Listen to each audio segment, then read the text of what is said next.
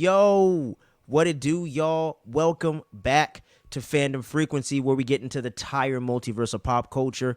And I'm talking anywhere from music, movies, anime. We break it all down here. I forgot to put our names on the screen. Silly me. Here we go. Bada bing, bada boom. There's the host names right there. You're joined There by we go. us two right here, man. My main man Skips. It's me, Kenny, man. And we're coming at you with the latest. Hopefully not greatest. We don't want to peak early.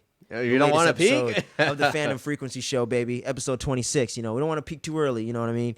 But yeah, man, welcome back to the Fandom Frequency Show, where we get into multiple topics of pop culture today. We're not going to get into as many as we normally do on these somewhat longer form shows. You know what I mean? Because we got a little bit of a tighter schedule today. Me and my mans, we got some busy days ahead here. We got to get some stuff going, man. Got to get dinner prepared. I got to make some phone calls. I got to get some edits going.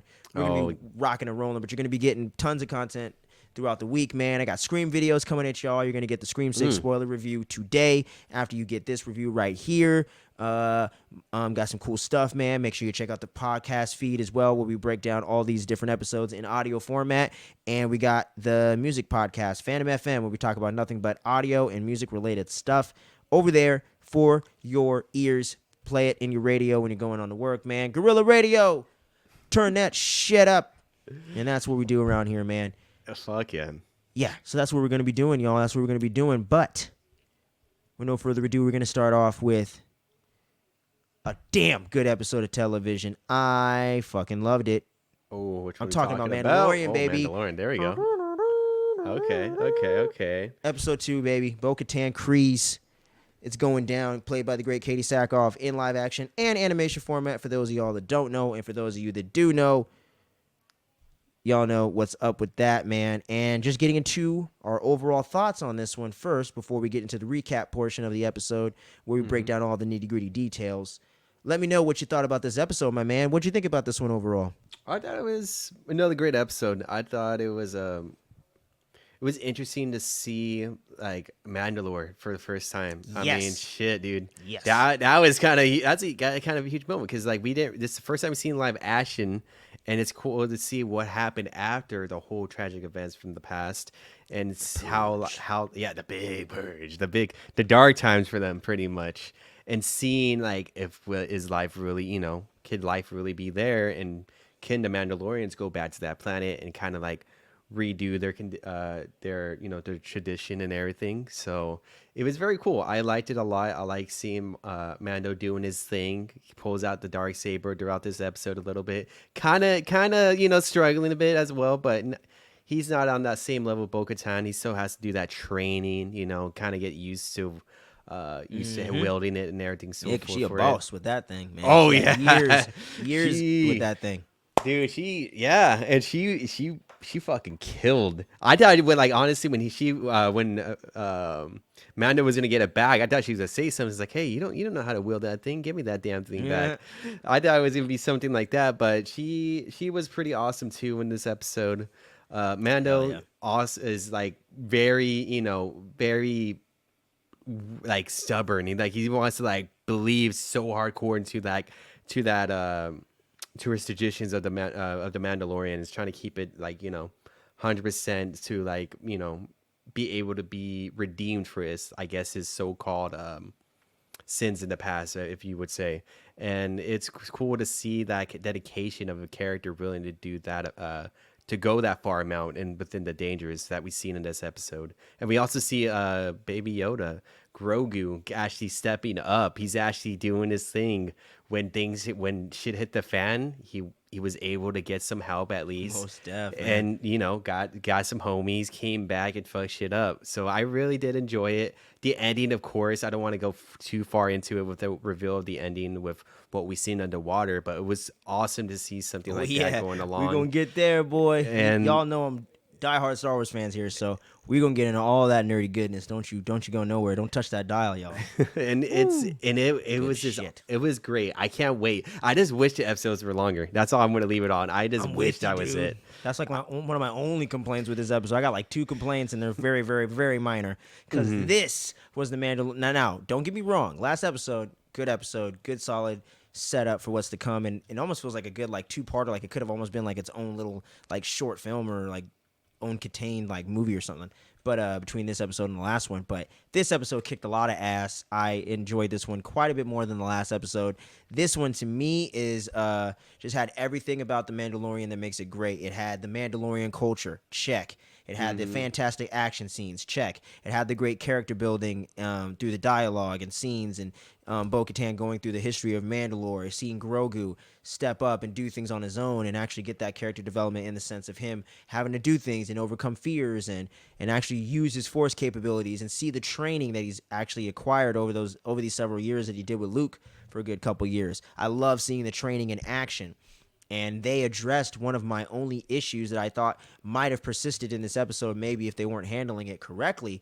I thought maybe in this season, maybe they would make Grogu a little too cutesy. Maybe they would make it a little too kid friendly in that regard, where Grogu's not really stepping up, kind of contributing to the journey, kind of being able to hold his own a little bit more. Kind of being like a mascot, pretty much. Yeah, you know what I'm saying? And always having to get rescued, like it's Pan and Dragon Ball GT. You know what I'm saying? That's the vibe definitely. that I was feeling a little bit in episode 1, that I was like, okay, I hope this isn't a thing that we're going to have an issue with this season, because they did such a great job before not making that an issue where it made sense where he couldn't do things. Now, force training back in full effect. He had years of it before.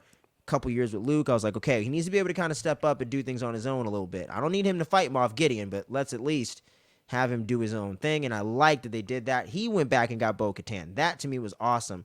And seeing like Mando teach him lessons about how to navigate the galaxy and all these different things of him really parenting now, I think is really fucking dope to see. And I love the parallel of Pedro Pascal being in this and The Last of Us, and you're getting to see him. It's weird. It's like this season and season 1 of that. It's like very much the same thing. Like traveling, getting him somewhere safely. The kid can't hold their own, and then him teaching him things and giving him life lessons along the way. I love it. You know what I'm saying? Like it's really cool getting to see Mandalorian. Getting to see Din Jarin as a full-fledged really character and as a father really now in season 3, and getting to see that side of that character is really fun to see. But he's still a badass, willing to kill you at any time and willing to take out whoever he's got to do and do what's necessary. And like you mentioned, with the creature at the end, we're gonna get into all that Star Wars fucking juicy ass lore right there. I love the way that Dave Filoni and Jon Favreau can just pay off this stuff that all us Star Wars fans have been wanting to see for 10, 15, 20, 30, 40 years, depending on the age of you watching right now. You know, so I love the way that they're able to bring Mandalorian culture, Star Wars lore into the show. It's not distracting for those that don't know all that stuff, and it's just a fantastic episode of television. Bo-Katan Kryze, played by Katie Sackhoff. She was born to be this character. She is doing a phenomenal job, and at times I'm more compelled by her right now in the show than even Din Djarin. So that goes to say a lot. Because Din Djarin's become one of my new favorite characters in Star Wars, along with Grogu. I'm really loving those two characters, and I love that Grogu's really stepping up, took out the freaking woolly mammoth-looking motherfuckers. You know what I mean? So I love it. It's what you want out of those kind of sidekick characters. So yeah, I'm loving that. I love what they're doing in this episode. And other than one of the elements of it being a little bit repetitive, I would say it was a fucking fantastic episode, man. Fantastic episode. Just make it a little bit longer, and I think it got a little bit repetitive in certain aspects we'll get into in the recap portion. But I love the episode. Right on, on. Would you do you like this a little bit more than the previous episode, or yes, is this, for sure. For sure for this? Okay. I'm the same boat. Yeah, like this was definitely the Mandalorian vibe that was perfect to me. Adventure of the week, culture, action, compelling stuff. Because the last one just felt a little bit too, almost too, like, I don't know. It just felt like, I don't know. I just feel like we'd been gone for 2 years. We're building up to the new season. We got this new thing with him needing to redeem himself and all that stuff. And I felt like after that, you kind of got into this little light adventure of the week sort of vibe. And I was like, for the beginning of the show, I kind of would like a little more of what this episode was, as opposed to maybe episode 4 or 5. Maybe you can give me an adventure of the week, break up the pace a little bit, give us a little bit of a lighthearted thing like they did with the village in the first season, where he met the lady and Grogu was kicking it with the kids and all that. And he was about to leave him behind. I thought that was like a nice kind of breath of fresh air before we got into all the Moff Gideon stuff in the latter half. So I liked how they kind of do that in the middle. I think just for that first episode, it was a little bit jarring for me. But I did love the Crate Dragon episode last season, and now it's kind of similar to this. But for some reason, I just like that episode more. I was rewatching it recently too, and I just love that episode with the Crate Dragon. It's fucking kick ass. Yeah, dude. I think I'm totally on the same boat with you too. It's because it's kind of like I think that's what we talked about. I think last week about like how they picked it up, some of it up in Book of Boba. They really should have just left it to be Yes, dude. this Man. here, so we kind of have that. We're kind of more like there's more story to be told there. There's for sure there, and I feel like for a lot of people who hasn't watched the Book of Boba Fett and really only watched the Mandalorian throughout each season, it kind of leaves so many to be confused. And also, as people who watch the show already, as the both of them, they kind of feel to have that have that same feeling too, but not as much compared to somebody who hasn't watched anything at all since season 2, because it feels like there's something like. So there's missing for sure. Like You're there's something what? like missing there, like within the storytelling. You're just like flip out of the ship. What? Yeah. How do you do that? Like, and it also leads to that too. I'm like, because like for me, like I wouldn't have known like he had 2 years of training unless it was told to us by the creators. That's true too. Even though we watched Book of Boba Fett, that's actually true. And we figured like, it'd have been at least some amount of time, but we just didn't know 2 years. Yeah, and that's why I was like, something like that. If anybody has to tell you something like that within like for you to get like a hold of like the story being told, that's kind of some troublesome right there. That's very troubling for many. You know how they could fix for that, many dude? people? Very simply, just bring back the opening crawl. That's it. That's it. Yeah, they could. Mandalorian season 3. In the events of the aftermath of Din Jarin removing his helmet, that's all you had to do. That's all you had to. You could do that for every Star Wars project. You could fill in the gap.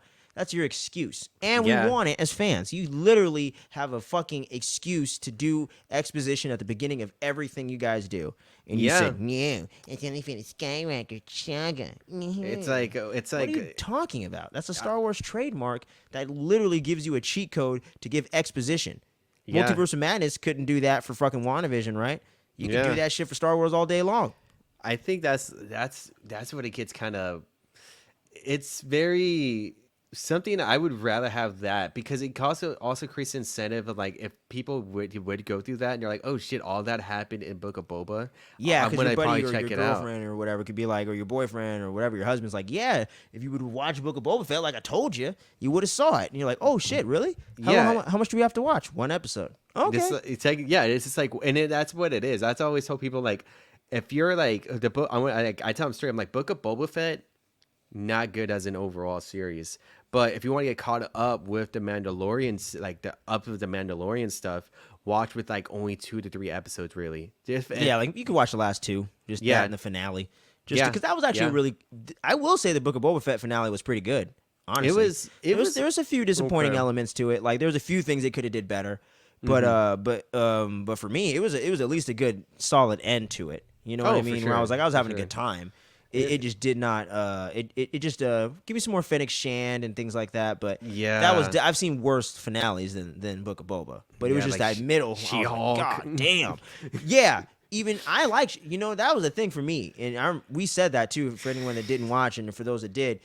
I was actually enjoying the show for the most part, other than maybe an episode or 2. That finale really let me down. I was actually having a good time overall, and that was really letting me down because I was like, damn, you could have tied up some shit here. You could have really brought this thing home. I think you could have even turned around some of the MCU fans a little bit. Like, I don't mind She-Hulk. We could have did better, but you know what? I'm willing to see her again. A lot of motherfuckers are kind of like, hey, man, I don't even need to see her again, I don't need to see any of this shit again, I'm even cool you with said, that. I don't even need season 2. Just throw her in the MCU. Yeah. And that's not what you want at the end of your show. Book of Boba, even we said, I prefer you not to, but we'd probably watch it, right? I don't think we'd be like, nope, I refuse. Obi-Wan, I'll watch it. Season 2, I don't think we need one, but I'll watch it. But I don't. Yeah. She-Hulk, even I'd be like, honestly, with She-Hulk, I don't know. It depends on what it is. I think because last the vision would have to, the vibe would have to change pretty significantly. I think make it a comedy still, but you'd have to change up the vibe a little bit. Like just to wrap up this thoughts of the before we go back to Star Wars, like with She-Hulk, I would just I only watch only a certain amount, and even then I watch a teaser about it, and if I feel like if I'm not 100% on boat, I'll just wait till the season finale, but okay, I'll just watch that. Or unless a Daredevil shows up again, I might just watch that episode. That's Born it. again. Yeah, and that would be it. But That's the only time. That would be the only time for I She-Hulk. feel you on that one, man. But us getting back on track here, like I said, Fandom Frequency Show. The tangents. You got to love it, y'all. It's a trademark of the show. But getting into the recap portion of The Mandalorians. but no, we pick back up with Mando, man. He's over here, and they're making their way back to the homeworld of Mandalore, man. But before they do, they got to go check out Pelimoto or whatever the hell her name is over there in Tatooine. Good old Tatooine, baby. We got to go pay a visit. Because he's trying to bring IG-11 back to life, which I think's a little unnecessary in the overall scheme of things. I kind of like the sacrifice and the characters moving on. But anyway, but he needs that part. He's trying to get that part, and he's like, "Hey, I know you Jawa motherfuckers are always stealing shit. Y'all always got the shit. Where's the part at? Hook your boy up right here." She's like, "Well, they ain't got the part, bro, but I can get you a droid that can get you over there, so you can actually go through Mandalore. I got you, bro." Check it out. Dumpster fire. R5 right here, baby. New Hope reference for those of you that don't know. He was the original droid that blew up when Luke was actually picking out his droids in New Hope, where he ended up getting R2. Same exact droid. So really? That's a good throwback. I totally slipped past my mind, dude. That's good. I didn't pick that up to my second time watching the episode. I was like, wait a minute. And I looked up. I was like, R5, right? And I'm like, yep, that's him. So okay. That's what's up then. I only watched it once. I was gonna watch it again with my pops sometime later on this week, but I didn't know that was the same droid from man. That's what. Okay, you'll see. It's freaking R5, man. But yeah, and I love how they're just able to work in those Easter eggs, man, so naturally in the Mandalorian. Some of the best fan service I feel out of most franchises right now. But yeah, other than Scream 6, get it up. That's a topic for another day. But we're getting into the Mando here. And then she's like, well, I got this R5 droid for you, bro. Hook him up. Get him in there. I got you. Half the price, man. Probably ain't even worth a quarter of the price, really. So she's still coming up on Mando, you know. Pelimoto, baby. She hustling out here. Out here. It's like she lives in California, you know what I mean? It's like shit's expensive out here. You got to be hustling. But anyway. But yeah, so then you got good old Grogu and Mando. They get back in the ship, man. And I absolutely love the modern ship. I love how they brought back some prequel flavor, because that was one of my favorite things about the prequels were the spaceships, actually. As a kid, even. I love the designs of the ships, and I loved how they brought back that prequel era ship, and you got Grogu looking at all the fireworks and everything, because the Jawas and all them are having some kind of celebration on Tatooine, and I think this is the first time we ever seen anything quite like this on Tatooine, so that was actually kind of cool to see them having like a 4th of July type of celebration and whatnot, so that was kind of fun. Yeah. And then, Mando takes off, and now they're going to be charting the sky, going through hyperspace, looking for Mandalore. And as Mando's over there taking a nap real quick, getting ready for the big trip, the big journey over there to Mandalore to get into the Great Mines, so that way he can redeem himself, as we all know. Grogu looks up into hyperspace and notices some creatures floating in space that are way larger than the ship, as you see later on in this point of view shot where it makes them look almost microscopic. Those are actually space whales that come from Star Wars Rebels. I thought it was in the last episode, though, wasn't it?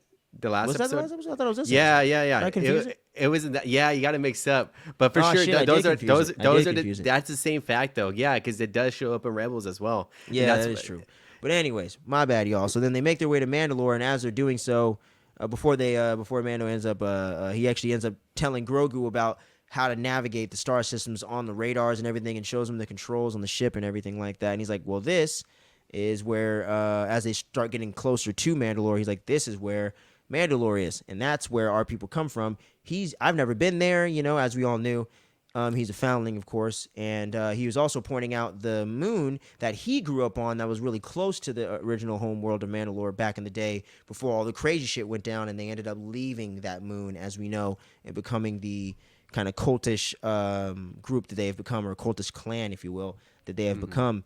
And then, Grogu's taking in all this information, and I love the way that they ended up working this into the episode later to actually give context for why Grogu would know how to navigate that way and use the autopilot of the astromech droid. So love the way they're able to work that in so seamlessly in here. A little bit of foreshadowing without even being very heavy-handed. So another great bit of writing on Jon Favreau's part.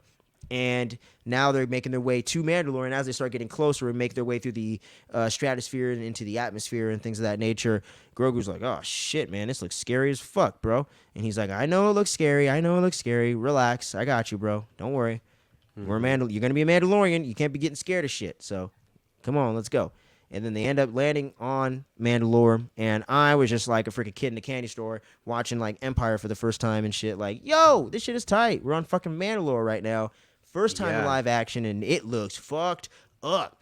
You know, last time I remember seeing it was the Sabine Wren episodes with her and her mom going against those guys working for the Empire in Star Wars Rebels seasons 2 or 3, I believe. So it's been a minute since we've seen Mandalore, and I love the way it is brought to screen. And I'm pretty sure they use the volume for this stuff right here, and it does not look like it whatsoever. It looked really fucking good. The effects, I wish I had more shots here, but the effects looked phenomenal in this portion of the episode, and it really looked like they were on some other fucking planet. So the way they used the sets or the volume, however they pulled it off, phenomenal stuff.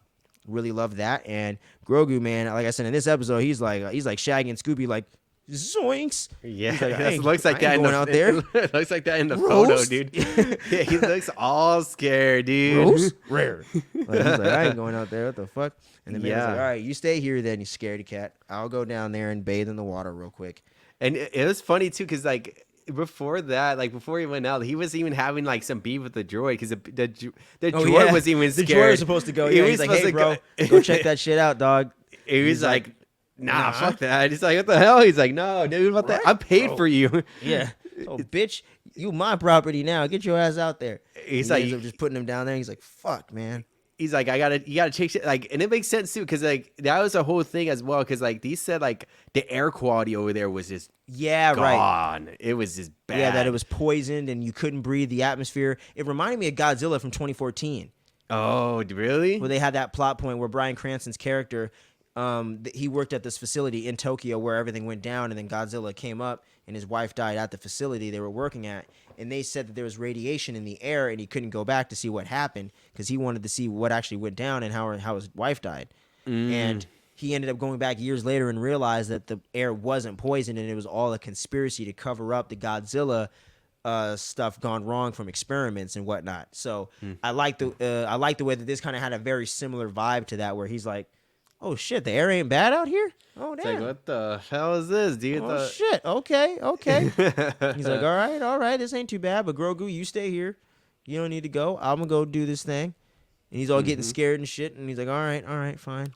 So then as they're making their way, as he's making his way through the caves and whatnot, Mandalorian gets his way, aka Din Jarin makes his way down there.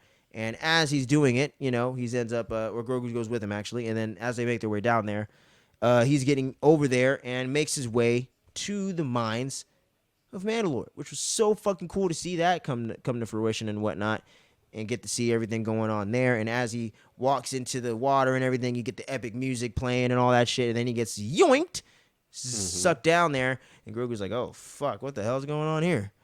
And then freaking Mando's trying his best to get out of there, but he's fucked at this point. And even I was wondering, like, what the hell's down there, you know? I was like, this has some straight up Empire vibes with the monster coming up out of the freaking them going into the damn cave thinking it was a thing in the planet, but it was actually a big ass worm, which was funny to me. And then this one was like, oh shit, Mando's underwater now. So then Grogu's like, oh fuck, man, I gotta go get reinforcements here. And that was when I was thinking too, like, ooh, is he gonna go get Bo-Katan? And then I was like, hell yes, he's gonna get Bo-Katan. Oh wait, as he's making his way out of there. Oh wait, are you talking about like when he got when he was doing the ritual and stuff like that, or when he was not the fighting? Ritual, but yeah, when he was doing the thing, when he was gonna go down there, he got sucked into the thing, and then after that, Grogu was like, "Oh shit, where's he at, man? Like, what am I gonna do now?" And then he's like, "Well, we got to rescue him." So he goes back to the ship, and then as they're back at the ship and whatnot, he tells the droid, he's like, "All right, well, I got to get reinforcements somehow." So he's like, "Go there," and he points on the map. Oh, I think I know what you're talking about. That weird droid, that little weird looking thing. Oh, I know you're talking about like those people that Mando was fighting like in the before they went here. I'm going down there. Yeah. I actually skipped over that part. Yeah. So so he ended up fighting those dudes, and then Grogu was like, "Oh shit, damn, this is crazy." And then he's fighting the dudes, beat up the cavemen dudes. And then like that's when he went down there and then he went down there, and then he got pulled into the ocean. No, And- like and- I thought the ocean thing was towards like the end, like the end and stuff like that. Because that wasn't there was like that towards the room? end. Shit. Yeah, because that was because Bo-Katan was already Keep there. mixing up everything. Yeah, no, it's all cool. It's all cool. I was like, but that's what everything. So where am I at? it's because like because at that point, because when he fights those weird looking creatures, that's when he kind of got baby Grogu back, and then that's when they seen like the city. Like the ruins of pretty much of one of the huge cities where of Bo-Katan Mandalore. used to live at. Yeah, where right. Bo-Katan used to be, and then that's when him and Baby Grogu went down there, and then he just walked out there, just like nonchalantly. I didn't see him have the jetpack, and so when he actually used it, I was like, oh fuck, he has some backup there, and Baby Grogu, his little thing, flies now or floats. I was like, oh shit, okay. And then that's when they go down there and We all float down here. Is that the clown guy? You're all float down here. But that's like yeah. And then like from there, that's when they travel a little bit more towards within the mines of Mandalore, right? And then that's when they run into that robot looking thing. That the funky freaky ass thing. robot dude. That's what it was. I'm sorry, I totally mixed it up. I don't know how I did that. Yeah, no, it's all cool. They ran into that robot thing, which looked fucking cool as hell, dude. Dude, he love the looks design of that. terrifying. Exactly. I was like, see, fucking Jon Favreau, Dave Filoni, man. Like, I'm like, this is what I'm talking about right here. This is that good classic Star Wars stuff where this ain't no silly shit. We're not doing no prequel shit like that. Like, this is some scary shit right here for real, like freaky stuff. And he's like torturing Mando pretty much, like, and he's like, oh shit, ow. And then he puts him up in that weird thing, and then the thing's like sucking his blood out of him or something, like some weird parasite.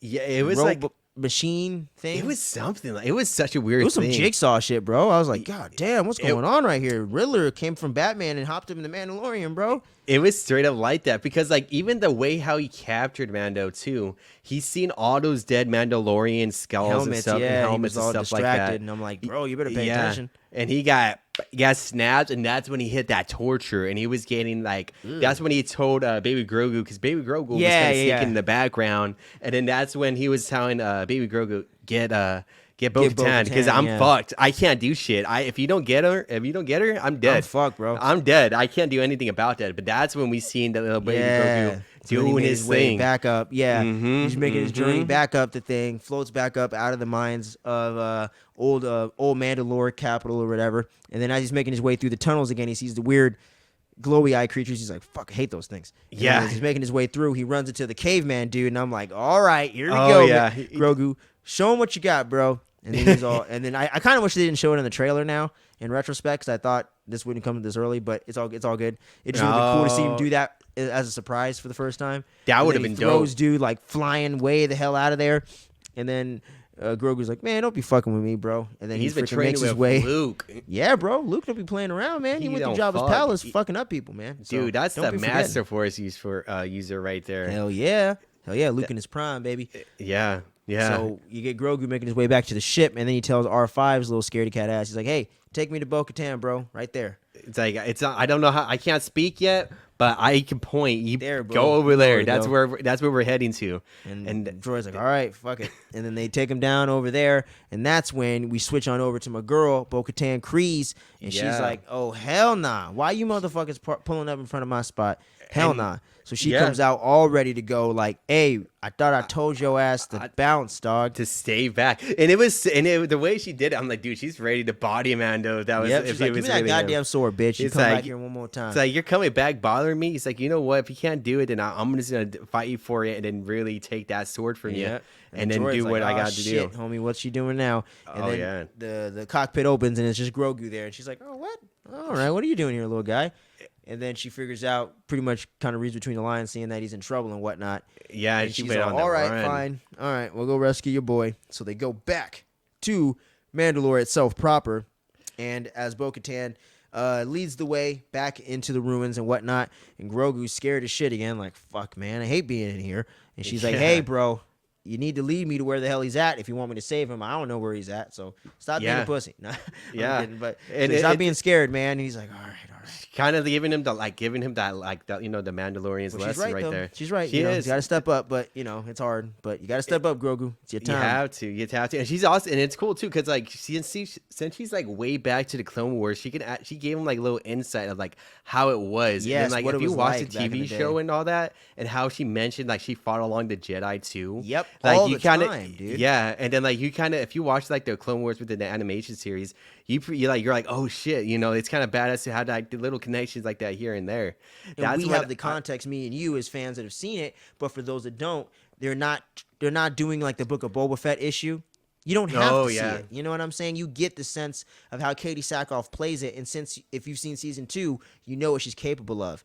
If you see this, then you hear why she's as great as she was. The Armorer also talked about how she was a great leader of a clan. I like the way they're able to use exposition in the right way, and they sprinkle it in through not just her actions, but sometimes through characters talking or through her explaining the culture as she would to a young child as they're making their way through it. You know what I mean? So all parents and all parental figures or mentor figures or things like that, as you make their way to different areas and things that they know, they'll be like, yeah, I used to grow up here and do things here, and this is what it was like back in the day. So it's very natural and organic to the conversation and dialogue between the characters.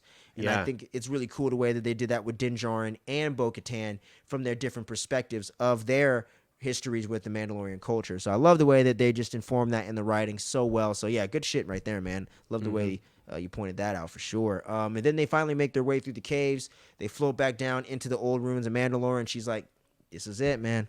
All that nostalgia probably hitting her all at once, man, back in the days with her and Satine. And I love the way that, like, knowing the Clone Wars design, they just did such a great job bringing it to life and making it look like it's, like, thousands of years old, even though, or it had been like that for thousands of years, but it's only been, like, probably like maybe a couple decades or something like that. So I love the way they're able to visualize that on screen and really make it look fully lived in, whether it's the volume or whatever the hell they used. Excellent effects in this episode, I gotta say, all around.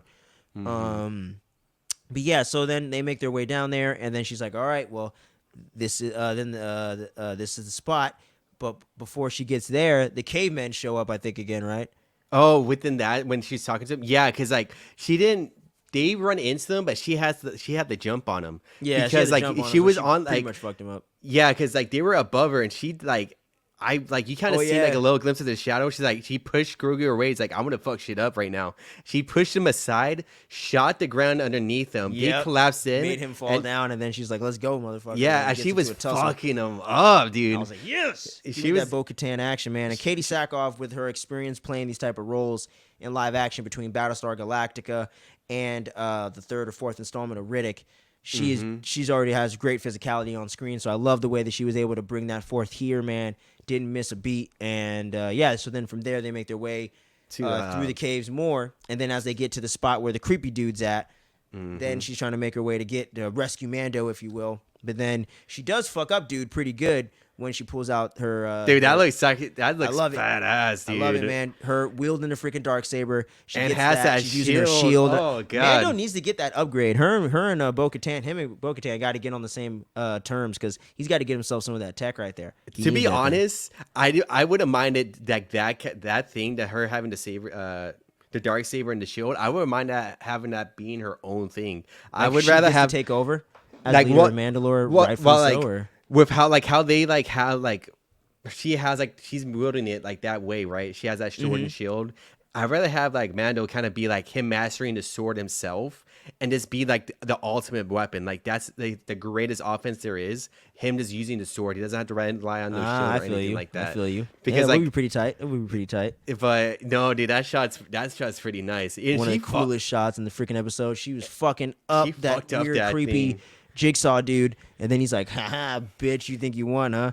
He detaches himself like it's the freaking Thing from 1982. God, this that's motherfucker, a creepy looking thing, bro. I'm telling you, man, that was a Thing reference, I'm telling you. And he makes his way over to the big ass kaiju Gundam shit over there, and then and then it's over like Pacific Rim going up in here. She's like, oh shit, and then she's fighting that thing, and then she ends up beating its ass, and then she gets Mandalorian free from all the all the torture device thing, and she beats his ass like it ain't nobody's business. So I just love the way that Bo-Katan's such a badass. I want her and Din to get down this season. I want to see it. I want that all-out fight for the Darksaber. It better go down. I kind of I think that's what they're building to.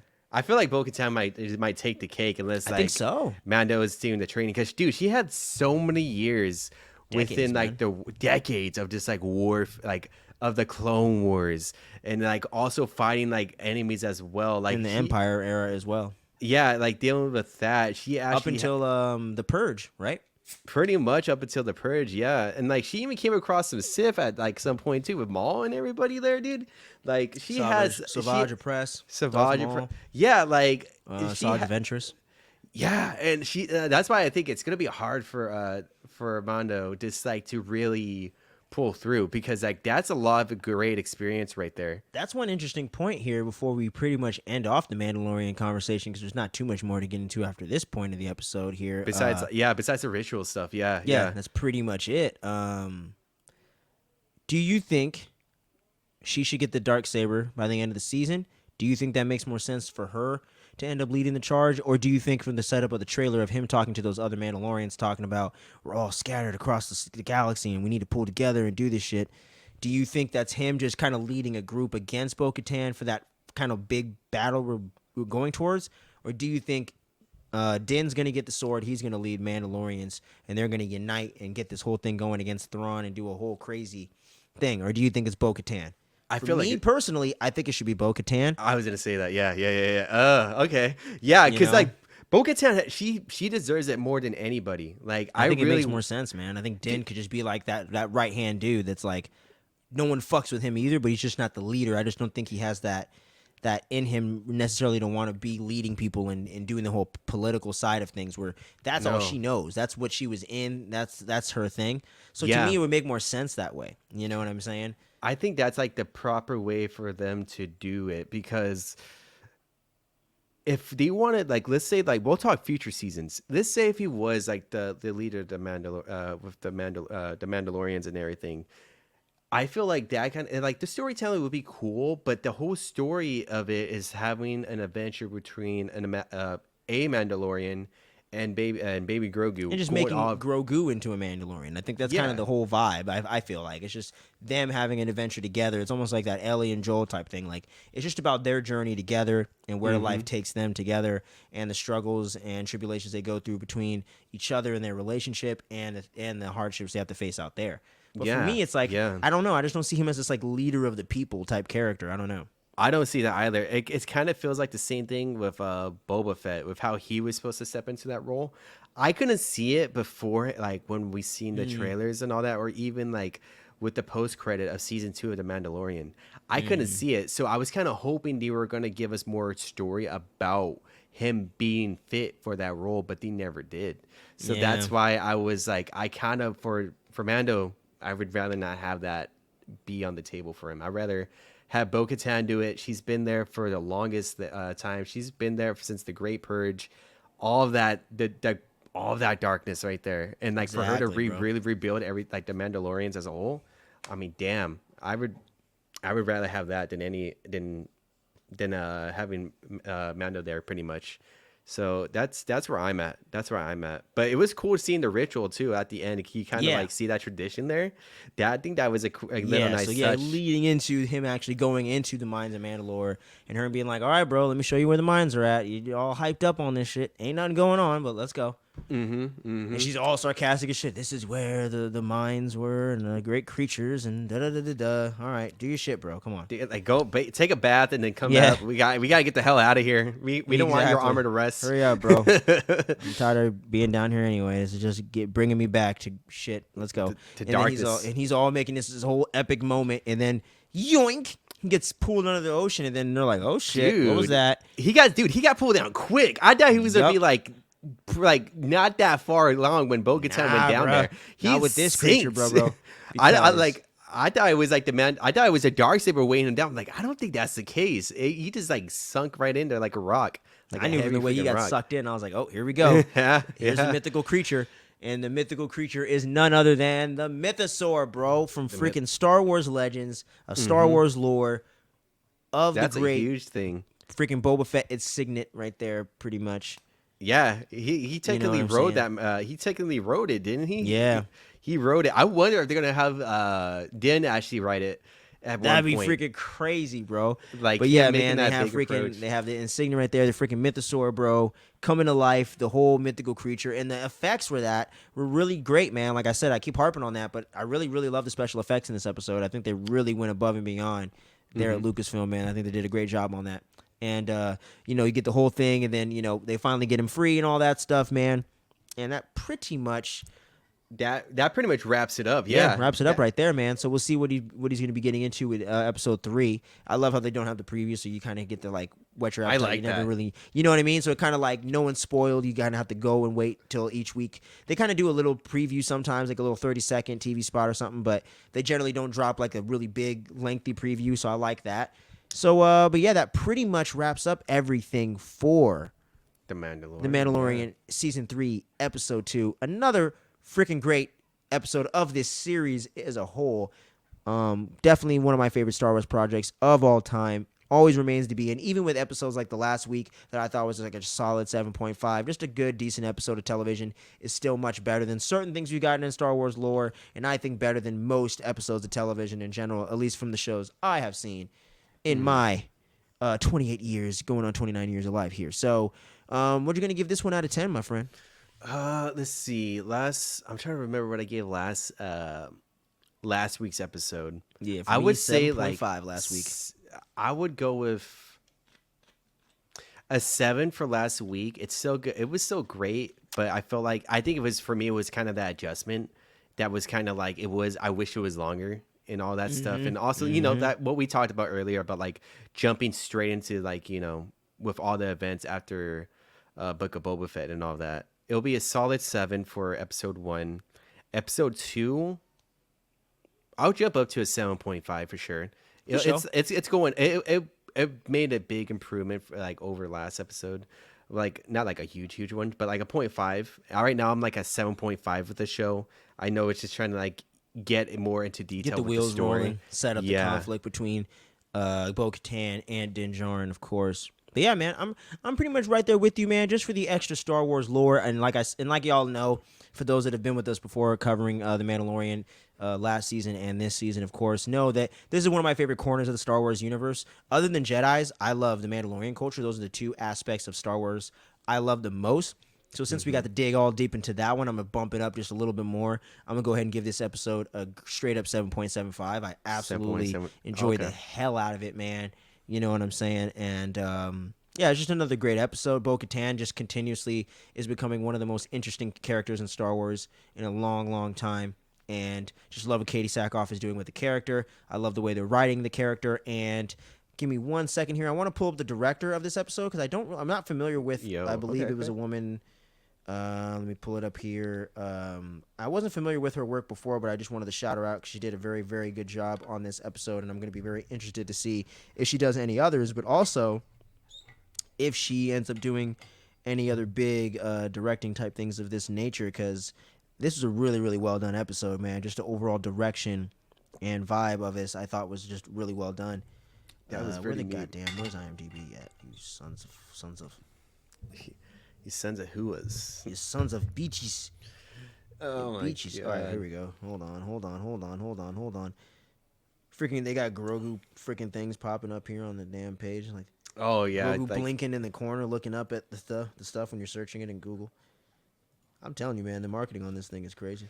Honestly, Baby Grogu is like, it's a cash cow, baby. Thing. It's a cash cow.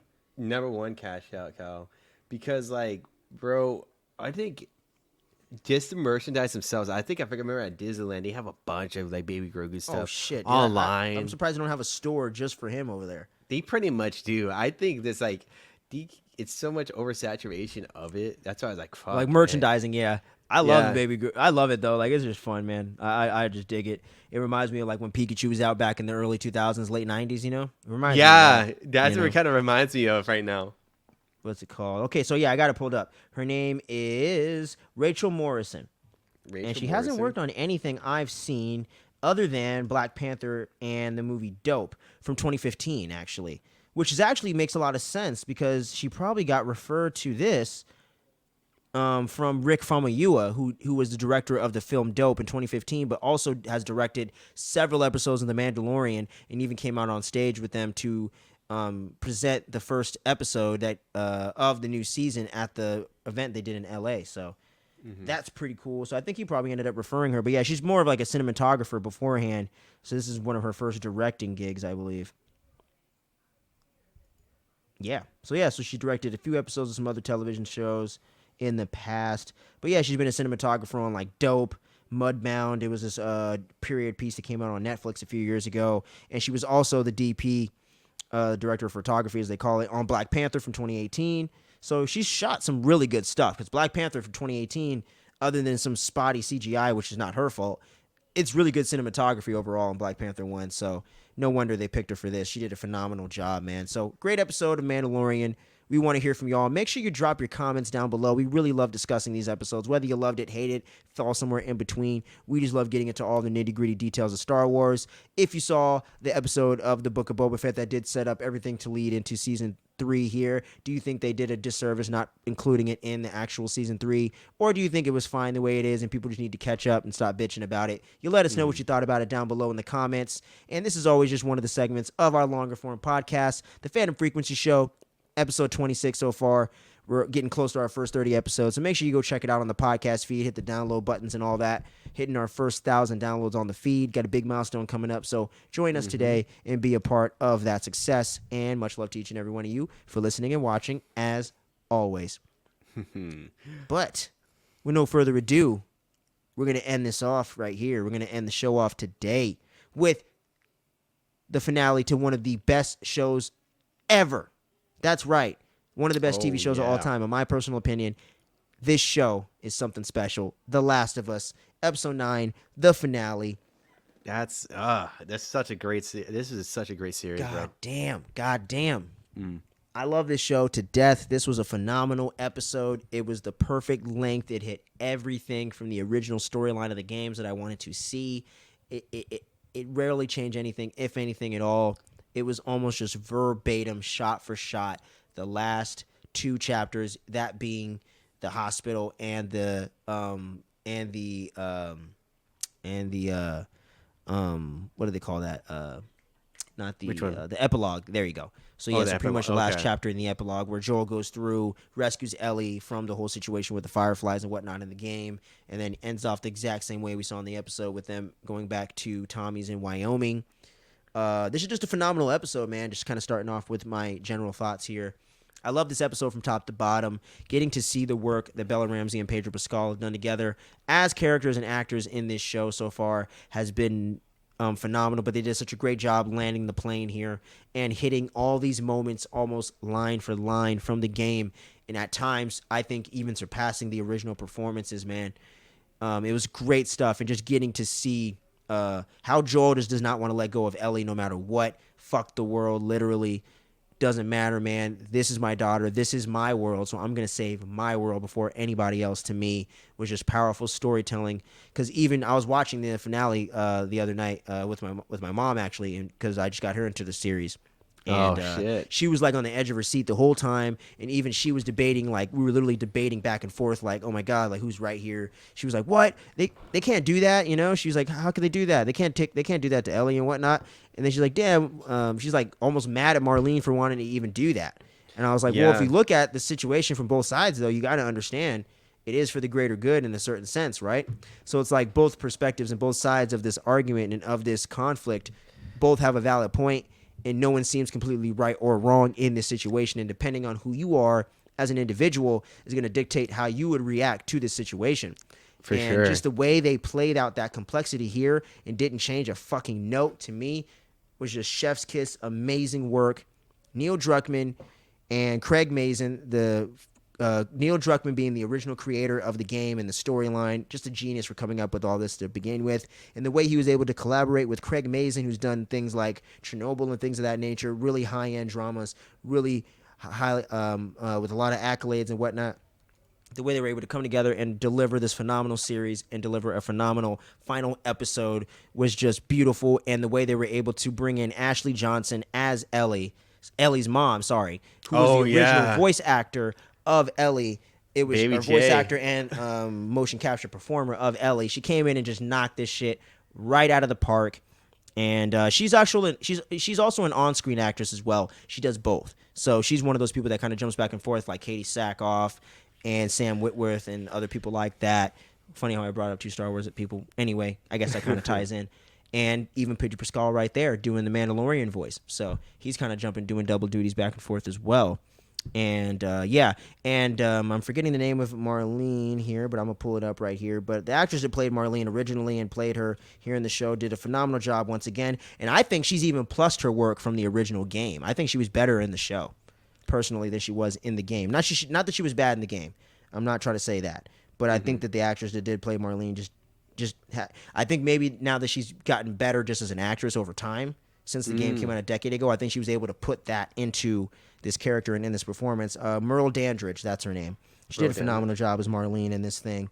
Bella Ramsey, just the way she was able to lock into Ellie and play that traumatized side of things in the beginning of the episode and show that kid-like wonder and show the darkness and show the pain and show the distrust she even has in Joel's explanation of what happened. Just the nuances and things she has to play in this episode is just so well done. Bella Ramsey is going to be a fucking superstar one day, just like Pedro Pascal is right now. I think as she continues on this path, I believe she's 19 years old right now, so if she continues making good life decisions, picking the right projects, I think she's going to be one of the biggest actors we've seen coming out of her generation. So really great stuff. I think she's going to be giving people like Jenna Ortega a run for their money here very soon, just depending where she goes from here. Just a phenomenal job, man. And I want to pull up who directed this episode. I can't remember off the top of my head, man. I don't know if you caught it. The director of this episode, Ali Abazi. He did a very great job with this, man. And yeah, man. So just a phenomenal episode. What about you, my man? What do you think about this thing overall? I think y'all are tired of me gushing about it. Yeah. I thought it was a great way to introduce, like, because my biggest fear was how they're going to tell like the story of the narration of the story of this last episode and how they're going to fit everything with so much that kind of happens towards the end of the game. How they're going to make that more like condensed and more story driven within the TV show. We were able to do it. I really did enjoy this episode a lot. There's I don't know. It was kind of like they were able to pack in like so much like emotion, narration of like Joel's character and also with Ellie's character, with like how the conflicts were going to become to be towards the end of this game. And you kind of do see a side of Joel that we didn't really see throughout the series, but a side of Joel, that darkness that is there, and he was willing to do everything in his might, this like just to reach his end goal, which was to get Ellie back, just to get Ellie back later on in this episode. For sure, man. It was very cool to see a lot of the voice actors who did play their roles, like seeing Ellie, seeing her voice actress being brought into screen in the very beginning. I thought it was awesome. I instantly heard Ellie from the game, like, oh shoot, that's fucking Ellie, dude. She's in the screen, and like the way she's just like, the moment you hear her voice, like, and you play the game, you're just like, oh my god, like, I had it's the such same a thing. big I was moment. like, wait a minute, and then they showed her. I was like, it's her. It's we were waiting her, this whole dude. season. Me and you, like, I think we were talking about that the whole time because Miguel was like, because he doesn't know the game, so he wasn't expecting her to be in there. But we were like, damn, where's she at? You know? Yeah. We've been waiting to see her, and we heard rumors she was playing Ellie's mom. So once everything started coming to fruition and we saw the pregnant woman running, I was like, oh wait, I think this is it. Yeah, that's her. And I was like, and that's a great expansion from the game that was not included in there. We're gonna get into that really shortly once we get the recap kicked off here. But yeah, I loved that detail. Amazing stuff. And like, just ending off my thought, I thought it was very great, and this is I like that addition too, because like I said, always with this show, like they're able to explore a lot more with the characters that we've already known from the past with the video game, but now with the show, we're able to get more flourished development. We get to know that Ellie did have a mom, but she never met her because of because of like that whole incident that from what we've seen throughout like the early in the episode. Man. And even then, that was like a very heart wrenching moment, because imagine like you just gave birth to a daughter or just any child, and then you got bit. And you had to cut the umbilical cord right away, and your only moments is to be seeing your child, like you're seeing your baby child for a little bit, and then you have to end your life after that moment, because you're gonna end up turning into one of those creatures. And I'm sure like in that world, you would rather get killed off than be turned into those things. So it was a very great opening. I enjoyed it very much. Give like this overall series, it's just, man, there's never an episode below a 9. I would say that. Like not at all, dude. And that's the thing with this episode. It almost felt uneventful compared to some of them, right? Just in the and even in the game, it feels that way. I don't know if you felt that same way, but not in a bad way, where you're just like, man, it's almost like it almost feels like easier. Like there's not as much going on, right? It's not as like epic or as bombastic per se, but the emotion you feel and the way that it just ties up this story is just so beautiful and so well done. And yeah, man, it was just phenomenal stuff. But I guess we can go ahead and get into recapping and getting through the events of the show here, and ending off with where we think things are going to go for season 2, going off of part 2. And I did start the game, so we can kind of get into a little bit of the beginnings. Oh, part 2? Yeah, I just bought it last night. I started playing it a little bit, so we'll kind of get into that at the very end of the show and kind of see where we think things could go and where they can kick off season 2. And then maybe down the line, right once they announce season 2 coming, we'll kind of get into a whole breakdown, speculation type thing about where we think they might map the whole season out once we start getting some release dates and trailers and stuff down the line. I think that'd be pretty fun, because I should beat the game way before then, so that'd be pretty fun discussion. But we'll get into that at the end of the episode, but I just wanted to kind of tease that right there, man, so we can kind of nerd out a little bit about the game, because I'm really digging what I'm seeing so far. One minor complaint with the game so far, but overall I'm liking what I'm seeing. But anyways, getting into the episode itself, guys, we start off, like we said, with that cold open with Ashley Johnson as Ellie's mom. One question, did they name drop her in this? For Ellie's mom. Did we get a name? I don't think we got a name, did we? I think, I'm trying to remember. I'll look up the cast list just to make sure. I don't think we got a name. Which I don't mind at all. Personally. I don't mind that. I kind of like it too. I don't kind of. It feels real, like why would she just have to say her name in that exact moment? Like it kind of makes a lot of sense. But yeah, I'm gonna try to see. I believe, because like it was just. I feel like they never did. Oh, Anna Williams. Anna Williams is what is credited as on IMDb. So yeah, I guess you could assume her name is Ellie Williams then, if you're gonna go Ellie's full name, if that's the case. Oh damn! Because the game, they never even told you about Ellie's mom or any of that. That's one major departure they did do here for the finale. Oh, Anna Williams, I see it. But yeah, it definitely reinforces everything from the game and the series. So this is one of those times where these are the liberties you take with these type of adaptations. And that's the one thing with this show they've done so well. Every single thing they've changed is either improved the game or given you better context for this show.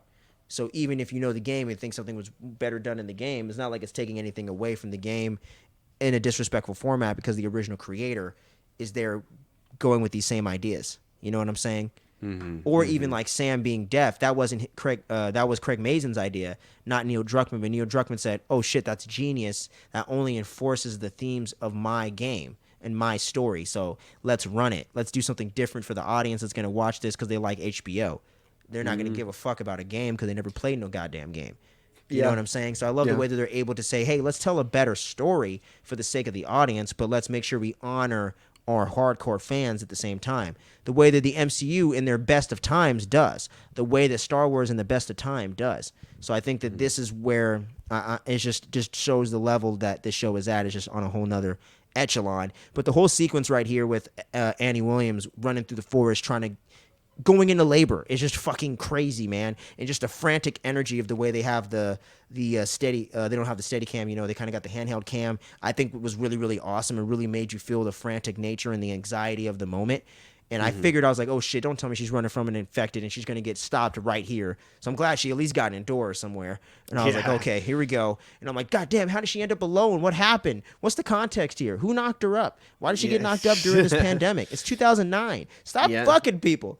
Yeah. God damn it. It's a Pullout game is weak out here. You can't have that going on, man. It's the game, dude. It's the You know what I yeah, mean? Like all there's a those lot thoughts of were that. really crossing my mind. Not even to be funny, but really though, I was like, who the fuck? Who's having what? God damn it! I It's bet you like can't find condoms, but just it's damn it, funny. It's keep it like to third base. yeah, it's one of those tough situations. So yeah, being pregnant during that time, dude. Imagine like Why? dealing with all that. Why? That's such a like I I don't don't even want to know. mention the A word because that's a whole nother crazy fucking road. I don't even want to head down. So that's Yeah, the crazy part with this. You get all these questions in your mind. yeah, But anyway, yeah.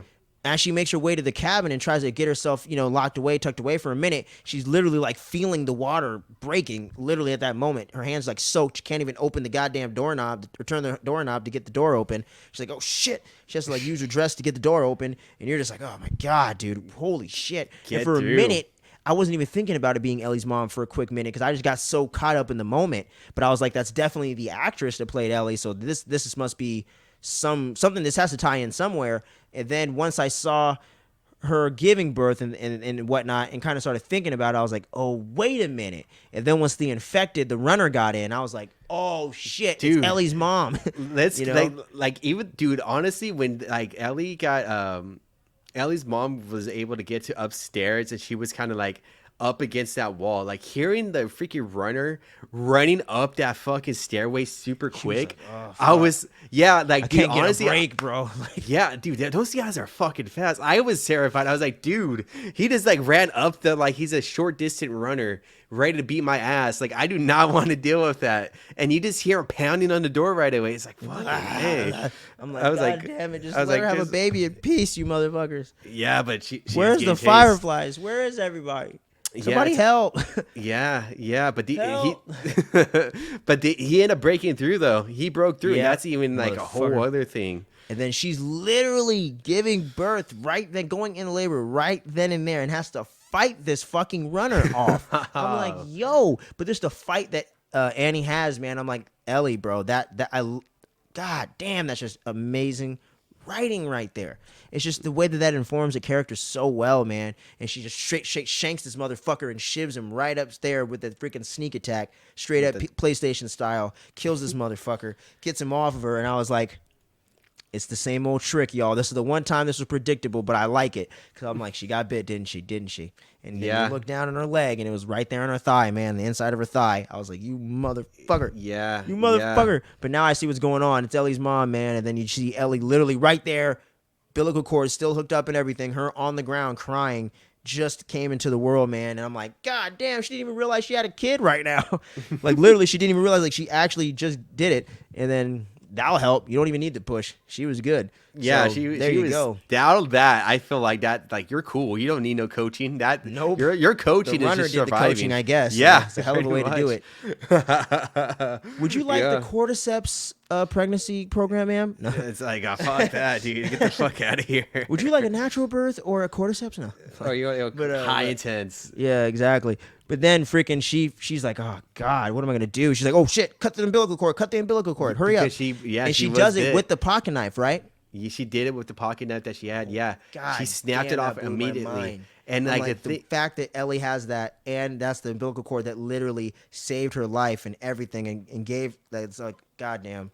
yeah, Whew, it was a huge How do thing. you write shit like this? It's crazy. Because like the amount of time like she got from her getting bit and like that we'll assume like that the whole infection goes inside the bloodstream pretty fast. Like it probably like she probably by the time she cut the umbilical cord, there was still like probably like a small dose of the cordyceps. Yeah, for infection. sure. And then that's when she was able to fight it off and build immunity with it. Exactly. As she gotten older, And it that's why I was like, mutated cool. naturally and organically over time. You know what I mean? And a little bit of that. You Yeah, know what I mean? But yeah.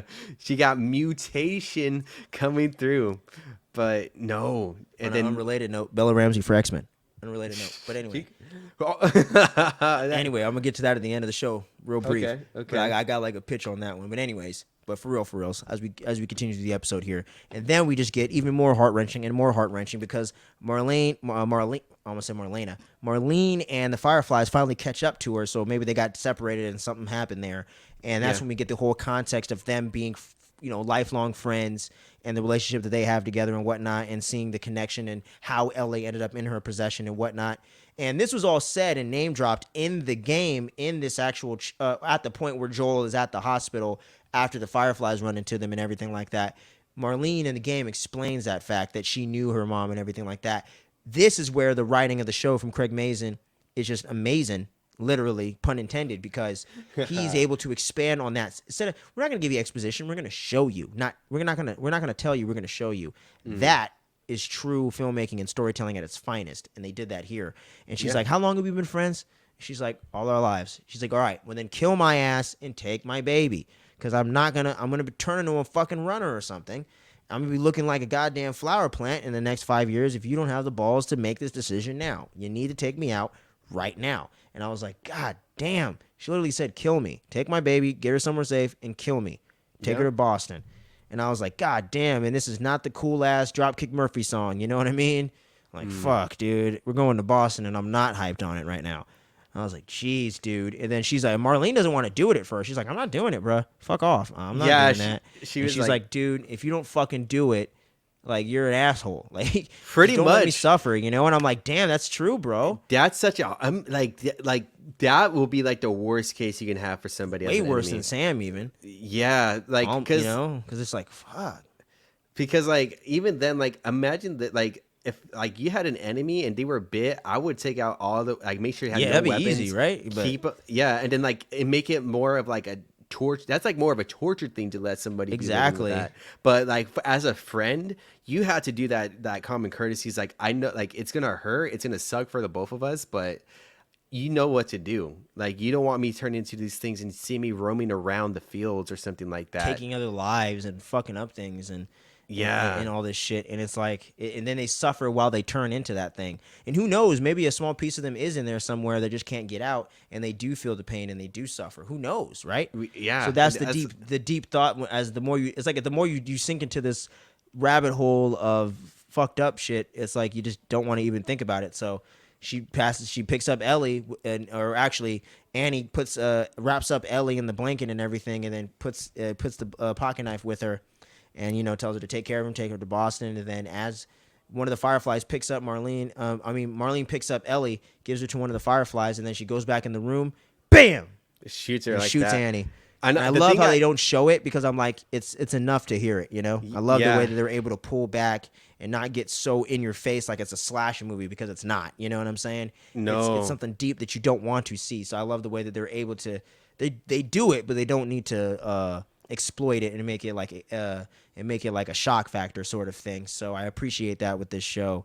Then Ellie's crying and you're just like, oh god. Yeah, I also like the fact too, like even throughout the show they mention it, like for that instance, like even the firefighter dude, he covered the ears of Ellie. I mean, it's not going to be completely muffled, but I like how they took in the effect of like a gunshot, like how loud that thing, exactly, how gunshots, the could attention be. To detail. Yeah, that was actually a real newborn baby though. That was like a real baby. That was just crazy. Yeah, that's why it was such a.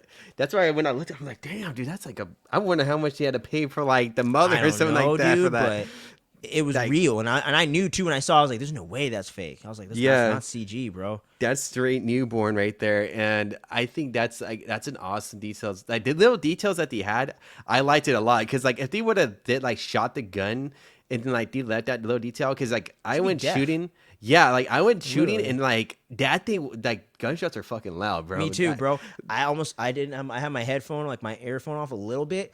My shit was ringing a little bit because I have pretty sensitive hearing. So I was like, fuck, like if somebody shot a gun near me, like and just shot like at my ear, I'm fucked. You could probably just pistol whip me to death at that point, because I'd be out of it. Yeah, and that's like the one thing I liked. I like those little details, and you get to see that a lot with Joel too throughout this episode. It's like, dude, like the gunshot, like, that's something I don't want to mention till we get to that point with like as a he little goes bit more to of his hearing.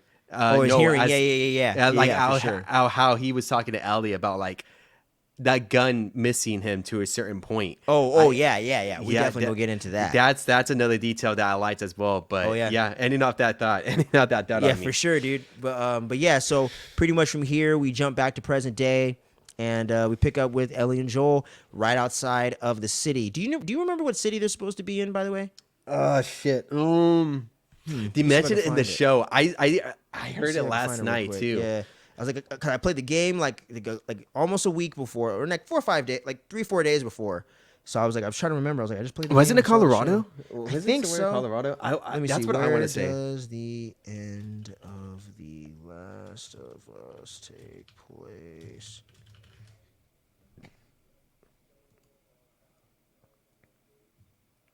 I thought that's where they were stationed at.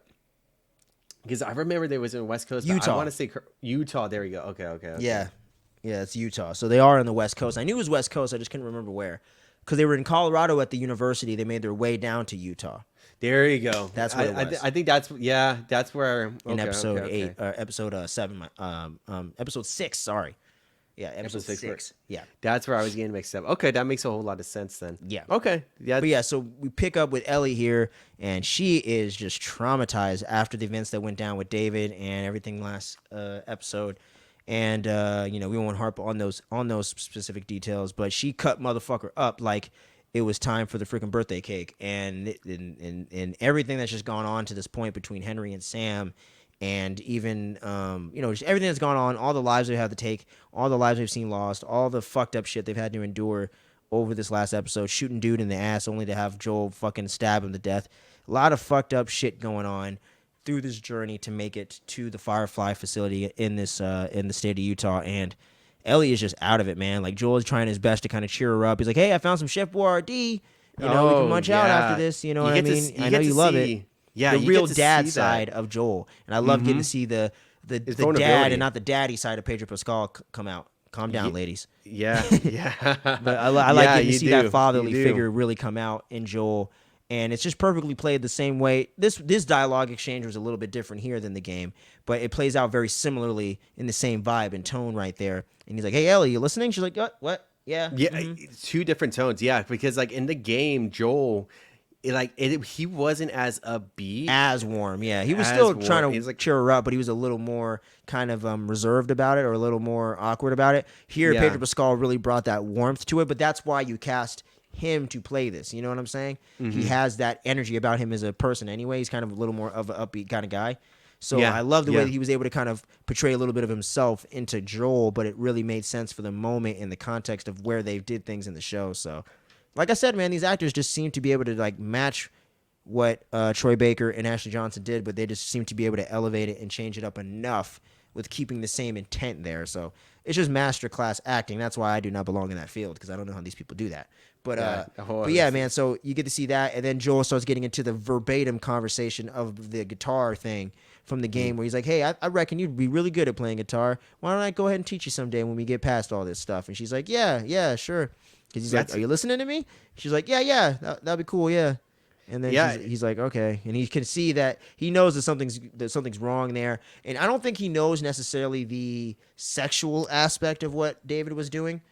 I don't think he quite is understanding what's going on. And as a father that never had to deal with that type of situation, even with his original actual blood daughter, I think it's just weird, and he won't really know how to tackle that aspect of it. Having to see a kid kill somebody is one thing, but the context of why she had to kill him and what was going to go down one way or the other was just pretty crazy, between cannibalism and some really inappropriate type shit.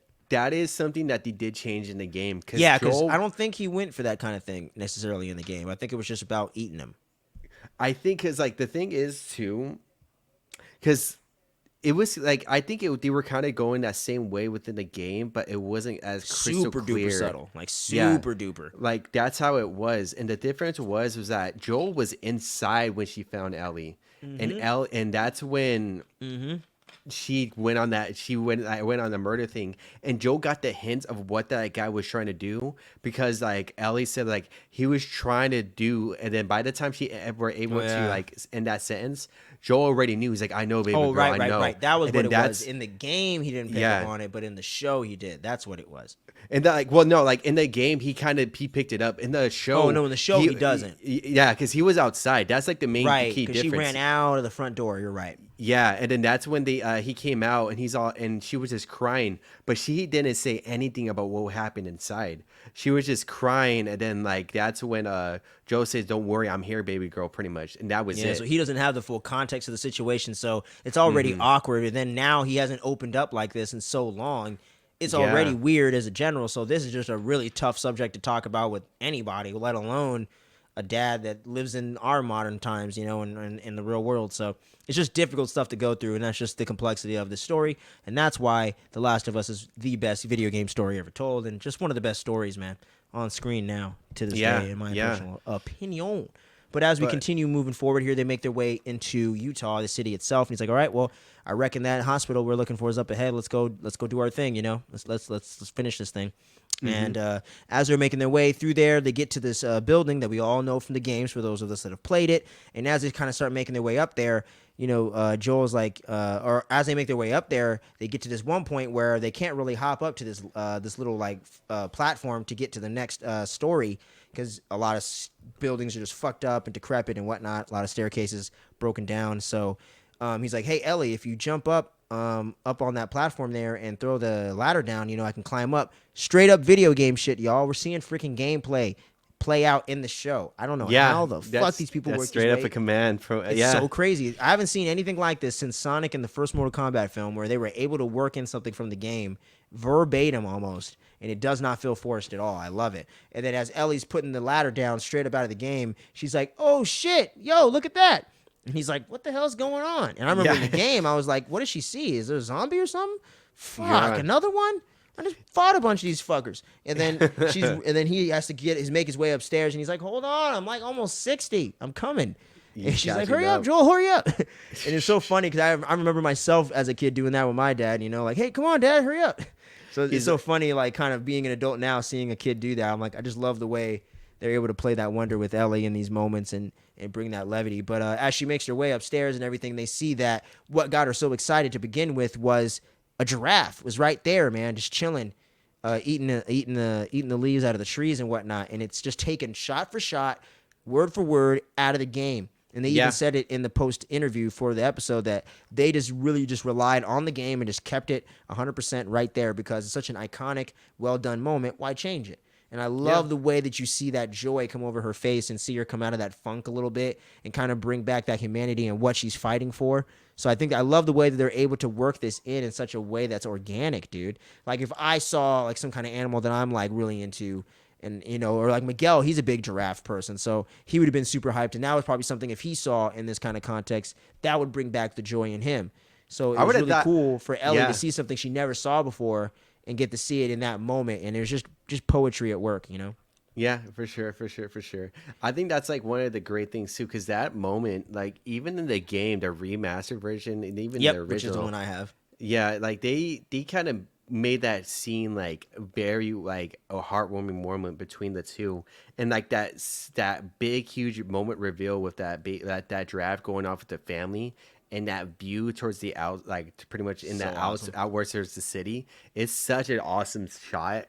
I remember when I played took a screenshot of that. Yeah, I remember like I was playing the remastered one, and we got to that point. It looked so beautiful. I was like, "Fuck, dude, that's such a nice view for as a video game, bro. That's a whole other level for sure, dude." And they ain't even touching the part 2 graphics right now. So, whoo, man, this just gets, like I said, top-notch stuff, man. And as they make their way into the city, I couldn't find a picture of the giraffe, unfortunately. But as they make their way, they're making their way into their hospital, into the facility and whatnot. And as they start getting a little bit closer into the area, Ellie breaks out the puns again, and she's getting into No Pun Intended Volume 2. And I can't remember the joke. It's killing me. Oh, wait. What was it? I just remember the punchline, but I can't remember the damn joke. But it was all because it's meteor, or why does the asteroid eat the moon or something? Oh, why does Mars rocks are better than Earth rocks? Oh yeah, why do moon rocks taste better than moon rocks? Yeah, why do Mars rocks taste better than moon rocks? And he was all, I don't know why, because they're meteor. Meteor, you know, a meteor. And that's like, oh my god, that's a 0 out of 10. That would have been mine. That would have been my reaction. Like, bro, you gotta chill. Like, you gotta get better ones. She's like, come on, bro, that was a good ass one. And then she was about to start getting into another one, and then all you see is this dude in the background come up, and I'm like, fireflies. And he throws the flashbang grenade right there. And I was like, oh, shit, I feel like I'm in Call of Duty Modern Warfare in like 8th grade right here. I'm like, oh, shit. And that's it. Bam. And Joel covers Ellie a little bit and kind of protects her from it as much as he can. And that just completely fucks his equilibrium all up because he's already almost deaf in his right ear. He's really fucked up there. and we find out, or actually we found out why right before, but I'll cover this and then jump forward a little. We'll go but, back. I don't. Yeah. Yeah, my bad. I skipped over one of the most important freaking things in there. But Yeah, and no then worries, no worries. he ends up getting knocked out, getting hit with the rifle and whatnot. And then the one exchange that I skipped right before this moment happened and the puns and all that was actually Joel actually admitted to Ellie where that scar came from. And it was from the day after his daughter died in the first episode, in those one of the craziest things I've ever seen in events, in that beginning episode back in 2003 when his daughter was killed by the government agent or whatever, or by the federal agent, whatever you want to say. He tried to commit suicide the very next day after the fact, when he was just had nothing left to live for. And I was like, oh my God. But he missed because he hesitated. And I was like, and he's like, I don't know why I was here, and I don't know, I was ready to die, you know? I was ready to go. I was freaking 1994 Biggie right here, ready to die. And it just wasn't my time yet, but now I know why. And she was all, oh, okay, I get it. Time heals all wounds, right? You know, how us kids always have to jump into the middle of the story that your parents trying to tell you and trying to give you that life lesson or whatever. And he's all, no, time didn't heal it. And he looks right at her when he says it, and then that just tells you right then and there, she did, you know what I'm saying? She healed that hole in his heart and really helped him to be able to overcome some of that grief, or at least as much as he's really willing to let himself, at least, because as we see later, he ain't completely over that for sure. Oh, no, but I love that beautiful moment between these two characters and the way that they acted that out. And that was something new that they added in here that was not in the game whatsoever. But it perfectly fit in with the vibe and the cadence and kind of the rhythm of the scene. And the way that they worked that in so organically just really, really works, man. And like I said, I love the liberties they were able to take with this and really make it true to the characters and not just try to make their own spin on it just because they got to put their own spin on it, but because it's informing what's going on and actually improves the original story and actually improves their relationship and their connection together as characters in my mind. So I loved that. And then, Joel wakes up and we're there with the Fireflies, with Marlene in the hospital. And he's like, hey, where the fuck is she at? What's going on? He's like, hey, you're good. Don't worry. She's getting prepped for surgery right now, so you can't see her at this moment. And that's when we're about to get into the crazy shit right there, because he's like, well, wait, what do you mean surgery? What are they going to do exactly? And she's like, well, they got a procedure to where they kind of figured out that the cordyceps that have kind of been inside of her body kind of communicates with the other cordyceps and kind of makes them think that she's one of them, so it leaves them alone. Yeah. So if we can get these cordyceps that have grown in her body throughout these 14 years and we essentially clone them and put them out for distribution to create more vaccines, we can create these vaccines to give you the antibodies to fight this virus. This can actually be a full-blown cure. It was like the 2021 conversation, but no political arguing, which was very nice. I actually really liked that. And anyways, and I really liked that one. But anyway, as we move forward here, and then he's like, oh, shit, okay, well, wait a minute. He's like, well, the fucking cordyceps grow in the brain, man. So what the fuck you saying here? And she's like, you know what I'm saying, bro. And he's like, nah, bro. You ain't taking no fucking cordyceps out of the brain. You're going to take me to it right now. And then the dude freaking hits him in the dick or whatever. He's like, oh, shit. Yeah, he's like, yeah, you got her. I mean, he was hurt pretty bad. But at the same time, when Marlene's telling Joel this, you can also see in her face that she's also just not, like, the pain that she doesn't want to do this. But she knows that it must be done for the greater good type of thing, you know? Yeah. So that's where that big debate, that how you talked about earlier, with how people think like Joe was right or Marlene was kind of in the right too, because that was like that huge debate that's been going on for like the last 10 years, the past decade, with like how Joe handled that situation. So it was it's very cool, because I feel like in the game I don't really see Marlene's expression too much about like Ellie kind of like being killed off for the greater good. Like, you don't really see the pain in her eyes in comparison with the TV show. Exactly. You get video a lot games, more. It's more limited to the amount of expression they were able to make, especially back in 2013 when they first made the game, and even the remaster's never going to really bring it to today's standards. And the games always have a little bit of that uncanny valley with the eye movement and whatnot. So that's where I thought that the actress was able to come through here in the show and really plus the performance and really add a lot more nuance to the moment overall. It makes you not root against her per se, but not necessarily just take one side over the other because you understand both perspectives. And that's the complexity with the original story that they were able to really portray and adapt really well here on screen. So that was fucking awesome. And then Joel's like, man, this is some fucking bullshit, yo. And she's like, well, this is what it's going to have to be. This is what we have to do. I'm sorry. We can't look for any others. She's the only one we know in the States and the world, really. So we can't take any chances. So we got to do this. If he tries to do anything, shoot him. And I was like, oh, my God, dude. Yep. Here we go. Here we go. And as they're making their way down those flights of stairs, he's like, all right, dude, keep moving, motherfucker.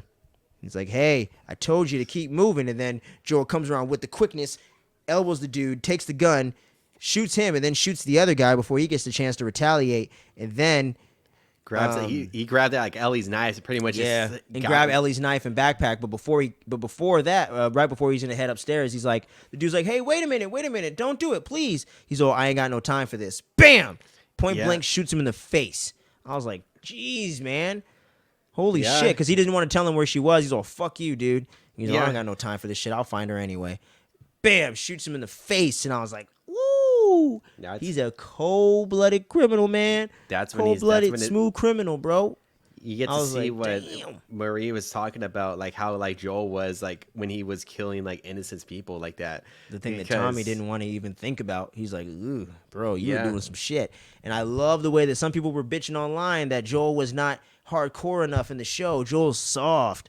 They're making him too emotional. I'm like, nah, bro, they're doing that so they can deliver the darkness in these moments and you're actually involved and invested in like the character because it's not a video game. You're not going through there busting heads and slicing up people and shit. You know what I'm saying? We don't need to make him that hardcore the whole entire show. It's a TV show. And that's what video game fans need to realize with some of these more violent games and storylines. They got to pull back at certain times in order to let people breathe and make it more palpable for an audience to watch real life people portraying on screen. It's not a video game. You can't, it's not, people aren't desensitized the same way. You know what I'm saying? You can't portray it the same way. People have been conditioned to watch TV and film differently than video games. So that's the thing that I don't think some video game fans are realizing, you know? I think too is like Joel was like not that hardcore. Like they're thinking it like I guess like their approach is like Kratos will be the only one. And, like, if we're talking about video games. He's like straight rage. Like that's his character. Yeah, that's literally it. Chop up everything coming except his kid in the new series. That's it. Yeah, and that's pretty much it. Like, and that's the only time Joel doesn't. I mean, he gets that he has a temper. Don't get me wrong. He can get to that point, but it not that hard. Like not that. He's not hard. that dark all the time. You need to fuck with him or do something. He might have had a time like that, but that's not where he's at right now. You know what I mean? And that's not the character. It's like Nathan Drake. He'll kill and shoot a bunch of people, but he's not just trying to shoot a bunch of innocents. He's shooting mercenaries and other people that are trying to kill him too. So it's not like he's just this cold-blooded killer. He's just retaliating and doing what he needs to do to save the day. You know, he ain't got a whip and shit. He can't be doing the Indiana Jones thing. And even in the movie, although the movie with Tom Holland wasn't the greatest, it was the same kind of thing a little bit, you know? He had to kill people at a certain point or else it was him or them. So it isn't like they're just straight-up killers like a Kratos or like a, something like that. So it's not that kind of character. So I think people need to try to keep that in mind as they go through this thing. But Joel, he goes through the hospital straight up pretty much like the game, except they kind of streamline it a little bit and kind of make it a little bit more quicker. Which I kind of wish they would have dragged it out a little bit and made a little more of a set piece out of it. Just a little bit, just for the action fan in me and just for getting to kind of relive the game a little bit more in that moment. But it was still really well done and well shot. And I love the way that they actually muted the audio and kind of filtered out a lot of the sound. So that way... you kind of just get like that eeriness, like how as he's like, you're seeing him massacre people down the halls and him killing everybody. And just shooting up fools like on point, man.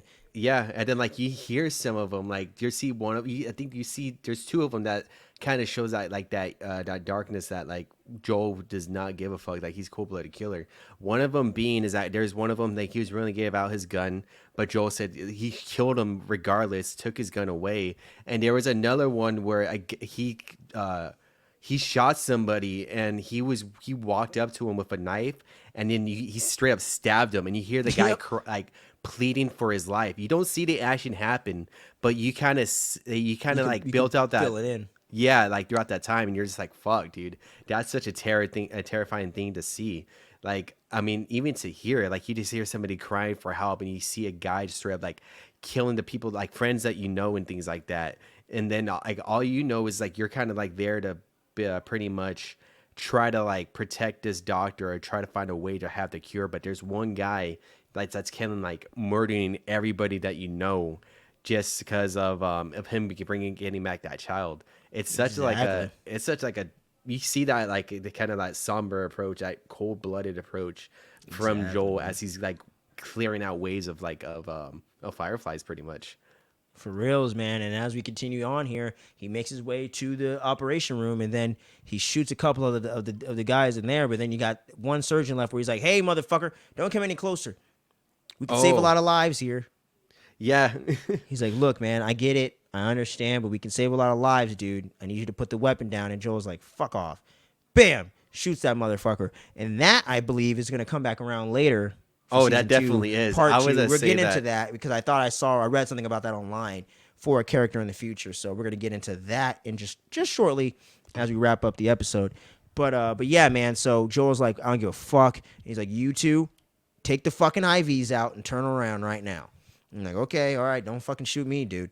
And then, yeah, then he gets in the hospital room and he picks up Ellie, and then that's when he's rescuing her and taking her out of the operating room. And this is the one part from the game I kind of wish they didn't change either, with like the frantic nature of them shooting at him and everything. I kind of wish that was still there a little bit, but I understand why they kind of changed it for the purpose of the show. But just kind of that video game side of me was like, oh, that would have been cool to see it like that, just to get that intensity, just driven all the way up into the last moment. But I get why they changed it up. Probably was a little bit more easy and logistically to shoot it the way they did it. You know what I'm saying? And just not to have Joel killing too much. So I think that's what it was. And just to have the plausibility of him escaping with no weapon and them two just kind of out in the open and whatnot. So I kind of get it. But it was a well-done moment nonetheless. Excuse me. And then as he makes his way downstairs into the actual parking structure so he can, escape and get the hell out of there. And as he gets down there, he runs into Marlene, and she's like, "Yo, bro, freeze. Here's the thing. Let's do the right thing here. Let's make this work, man." And he's like, all right, fine. Bam! Gotcha, bitch. Straight up Dave Chappelle. Gotcha, bitch. Gotcha. Shot her. And she's like, oh, shit. And he's like, and you just see the gun right there, like, bam. And then you jump forward to, or actually before you saw that, you jump forward to them driving away, actually. And then Joel's in the front seat, Ellie's in the back, straight up out of the games, actually. I'm glad I caught myself there. Yeah. And then Ellie's like, "What happened, man? What's going on?" And he's like, "Well, they did some tests and they they did some tests. They looked at some things and they saw that there's actually a lot more like you. There's dozens of you out there like you, actually, that are immune to the disease. And they don't really think that they could actually recreate enough to actually save everyone. So they're going to stop the test and stop this whole operation. And they're just going to look for somebody else. So unfortunately, it just didn't work out. I'm sorry." And she's like, "Wait, what? No way." He's like, "Yeah." And as he's kind of explaining this story to her, it flashes back to him with her and his arms right there, but with the gun pointed right underneath where like her like legs would be, because he shot Marlene real quick and kind of tricked her. And then she's like, "Oh, come on, bro! Don't do this, please! Just spare me, man." He's like, You'll just come after her." Bam! Shoots her in the face, point blank, and I'm just like, right out of the games. I was like, God, straight up. Joel don't give a fuck. He don't. Fuck the world, bro. And that like debate before that too, like Marlene and Joel saying, like Marlene's telling Joel's like, "You're kind of taking that what Ellie wanted with her whole her whole like cureness and stuff like that. You're getting rid of that choice from her and stuff." Yep, you're not letting her make a decision because it is her decision. It's not yours. It's her life, and not yours. And you're straight up taking that away from Ellie's possession. And she also mentions, who's like, "What are you, like, this is like our only big chance, because we got the one doctor that's actually able to do all of this." Because remind you, all the doctors are dead. Like, there's a lot. If there's any left, we don't know where the fuck they at, and we ain't gonna look for them. Yeah, like there's no way in hell we're gonna find them. Like, this is our only chance. Like, what are you gonna do? Like, if we just let you walk out of here, you're just gonna grow old, die. Oh yeah, right. You're gonna grow old, die, and then Ellie's just gonna move on, and then the world just goes to shit. Yeah, and and like, then, you're doing this for nothing, bro. You're doing it just for yourself. Yeah, and and that's that's true. like, That's and literally that's a facts. Yeah, and that's like a huge selfish ad. That's why like I was like going like I was kind of like on the side with Marlene. Like I think Ellie should have been, you Oh, for know, sure, yeah. even though But I like still don't dislike Joel, and I still don't blame him. Almost, you know what I mean? yeah, Like I get it. it's I like just don't. that. I just don't think it's the right decision. But I get it though. Yeah, it's like that hot. It's like that duality. You see it like Exactly. so clear. You get one side, but you also get the other side. Like why the opposing side is doing their thing, and Exactly. that's why like I liked that whole debate because like I don't want to spoil too much in the next game because like there's also like further details about the operation, but yeah, that was like I like that whole like that little dialogue exchange between Joel and Marlene. And then that's when they cut back with the truck with Ellie and Joel and they have that conversation. But you also Ellie, you kind of get that hint that Ellie kind of feels She ain't like buying it. You know. she ain't buying it. Like there's some bullshit in there. Like she knows She's that. all. I smell bullshit. Yeah, straight up. And that's why, and you get to see that in the show and also in the game. Like, she's like, oh, okay. And then she turned the other way from Yep. Joel because she knows that what Joel Something told doesn't her. sound right here. It doesn't add up. It doesn't add up whatsoever. So, I think that's like, there was a great way that, like, the whole ending of it. That's what I did enjoy a lot is like, you kind of see Ellie's confliction too with like Joel because now she's starting to, like, I guess like she cares for Joel a lot, but she's scared that Joel kind of took away that Glimmer of hope for the world, man. yeah, and then like also Because that of his own pain, because of his own grief, because of his own issues and trauma. You know what I mean? So it's like, it's just crazy, bro. Like, and I can't wait to see where the relationship's gonna go because I got a hint of it already playing a bit of the beginning of the second game, and I'm just like, damn, I wonder where this is gonna go.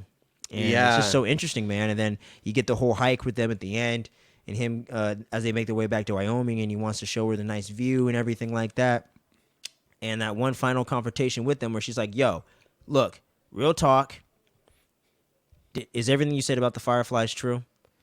And he looks at it, he's like, you swear that you said everything about the Fireflies is true? And he looks at her for a moment, and he straight up says, I swear. And I was like, no, Joel, just tell the truth, man. And then at that moment on, I'm like, their relationship will never be the same again. It's like point, it's no way they can get back to where they were in episode 4 at the campfire telling puns and shit. They're never going to get back to that point, I don't think. Because the second she finds out any of this shit over the course of where this goes and the time jump to the second game and season 2 and whatnot, there's no way that this can end well. So I'm just like, fuck, dude. This damn show, you're squeezing my heart and twisting it around, man. Yeah, and I loved it. I liked the ending too, because like the whole dialogue, you hear that acoustic in the end, and it goes off like right when she just says like okay, all she did was like okay, and that's it, and it just cuts to black, and then you hear like the title starts playing, like the credits start rolling in. So fucking good, man. Yeah, and that is it for this episode of the finale of episode 9 of The Last of Us, my friend. Just real quick here before we end the show out, just a little bit of speculation for season 2, and I'll kind of break down where I've gotten for in The Last of Us Part 2. So big spoiler alert for anyone out there that hasn't played the second game that wants to, that's been playing along and doesn't want to get spoiled on any details. This is your spoiler warning right now. Just click off here. That's pretty much it for the conversation. We'll see you again in the future. Make sure you leave your comments down below and all that good jazz. Click all the buttons and shit. Ring the freaking cowbell over there. But yeah, you've been warned. But getting into part 2, so I played the beginning of it. So essentially, obviously, for the beginning, you see Ellie get the guitar from Joel after Joel explains how he lied to Ellie. Or actually, he's talking to Tommy about how he lied to Ellie about what happened with the Fireflies and everything like that. And they kind of give you a little bit of a quick recap of him essentially killing off all those freaking Fireflies and taking her out of the hospital and whatnot, and the lie that he told to Ellie, and he's cleaning off this really nice looking and Taylor acoustic guitar. And for those that don't know, Taylor acoustic guitars are phenomenal, so recommend those out there if you got a good $500 plus to spend and you don't mind, investing in your next instrument. I definitely recommend Taylor acoustic for sure. Really good stuff. But anyway, he's cleaning off this guitar and he's explaining to Tommy what happened, and then Tommy's like, well, damn, that's some crazy shit, bro. And then later on, as he's getting ready to part ways, he's like, you know what, man? I probably would have did the same thing, brother. It's like, I feel you, bro. He said, damn, that's crazy. I was like, see, you know what I mean? Like, it's that dichotomy in that argument. Which side are you going to be on there? And then Joel kind of makes his way back in the town and whatnot. So you play the game a little bit there. You get back on the horses and shit. You go back in the town in Wyoming at the commune, and then you meet up with Ellie and you give her the guitar and everything like that. But and before he does, he sings her the song and everything. And then she's like, oh, wow, that didn't suck. That was actually kind of nice and sweet. And then he gives her the guitar. He's all right, I'll get out of your hair now. And then we flash forward 4 years into the future. She's now 18 years old, getting up to start her day. And apparently they had some wild party the night before where her and these other teenagers living there in the commune that she's friends with, she ended up hooking up with this one girl that was going out with this one guy that they do patrols with and all this other love triangle nonsense stuff, which I didn't mind. You know what I mean? Because Ellie's kind of in a somewhat normal society, so kind of getting to see some of those teen elements playing in here. I actually kind of think it's a nice change of pace for the show. I mean, for the game. Just a little bit of less darker material to kind of start out, give you a little bit of a breather before you get into the fucked up stuff that I'm sure is to come.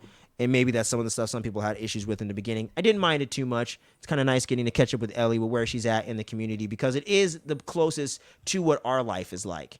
So I think that makes sense that there are those kind of slice of life kind of vibes going on there, which I think they probably will play into for that first episode of season 2.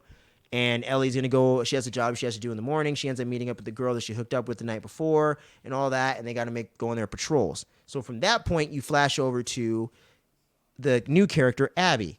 And from what I know and from what I think I read online and came across on accident, but now in context makes a little more sense, she's the daughter of the doctor that told him, hey, we can save a lot of lives here, right? Yep, that's kind of signs off like a whole lot, like. And she's on some like revenge angle to kind of take them out, and that's why her and the guy in the beginning that seems like Abby used to date or something, that looks like she's like targeting their community because she's looking for Joel and Ellie, correct?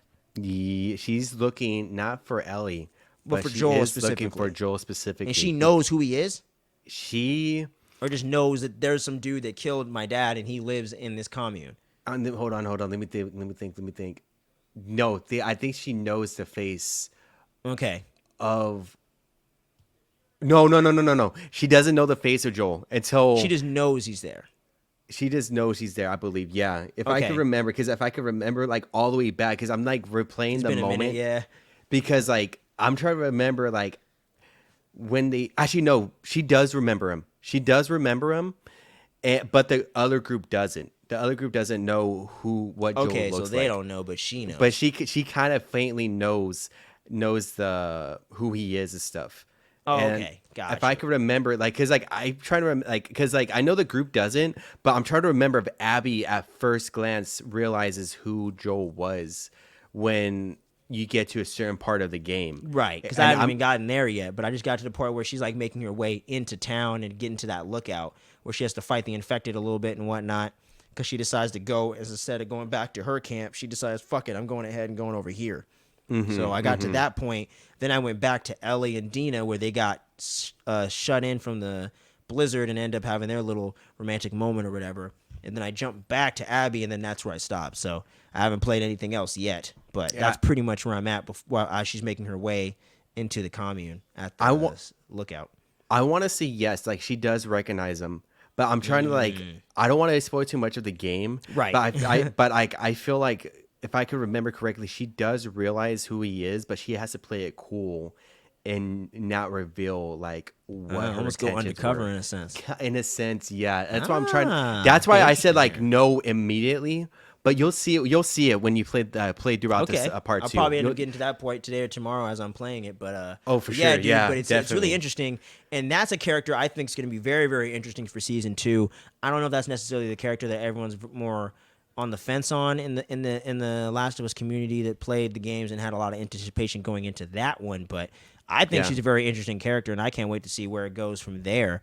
But it's very interesting how in the current timeline, 4 years later, you haven't seen Joel yet. So I find that interesting. You don't play a lot of Joel in part 2 so far. It seems to be a trend for the game. There is some there. That's why like part 2 is such a huge fan base confliction. More specifically for Abby, but I think if they would have told the story in a different like order of like how they went about with Abby's character and with like Ellie's character, was like those two mainly. I would say with those two mainly, like how they told like the story throughout part 2.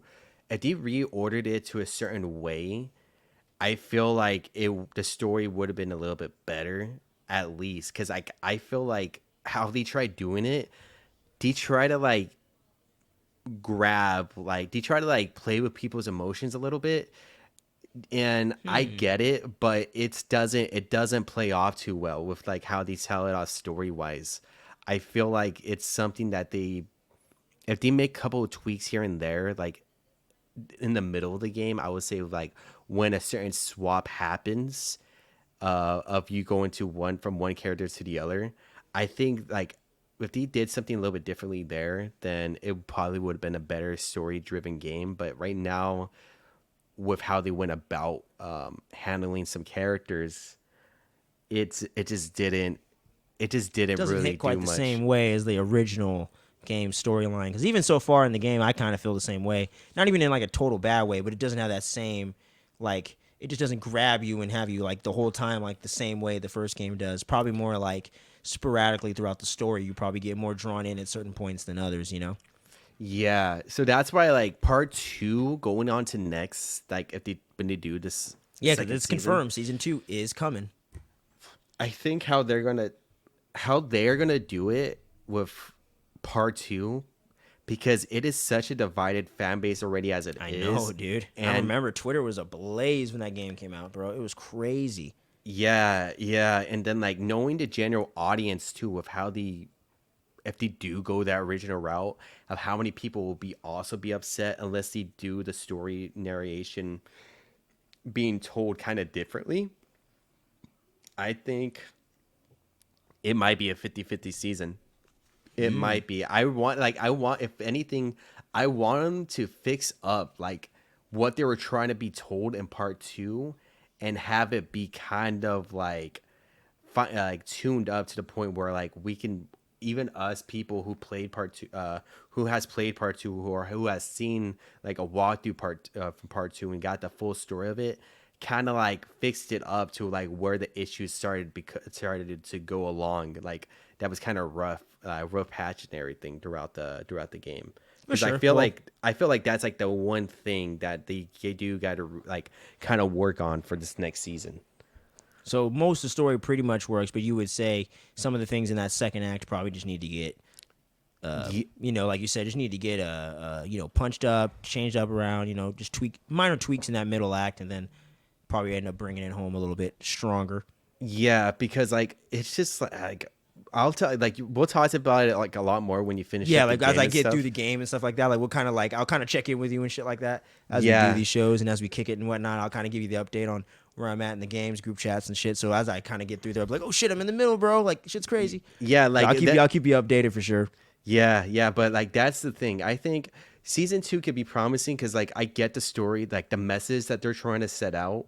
Good message. Just the execution of the story, you would say, leaves a Yeah, bit to be desired. So yeah, if you just change up how you tell it, it there could you be. go. We're in It for could, another we're in for at least another good to great season of television, which for me is good. I mean, this is literally one of the best season ones of all time. So I mean, oh, definitely, I mean, definitely. they Yeah, don't. yeah. It's like at this point, even in my mind, just being realistic about it these days, after watching all this kind of stuff for so many years now, to me, it's like just be good, just be worthy. Don't have to be better, but just be worthy of being in the The same. conversation of the series. You know what I mean? Yeah, So for me, yeah. that's all I want in season 2. Do the characters right. Change what you need to change to improve the story, but stick to your guns to a certain point too. You know what I mean? For 'Cause sure. some people just for sure. aren't gonna like it, or certain people in the games or whatever. Like, change it up for what you feel is best. But I don't think they should just gut the story. I think they should try to keep most of what's there.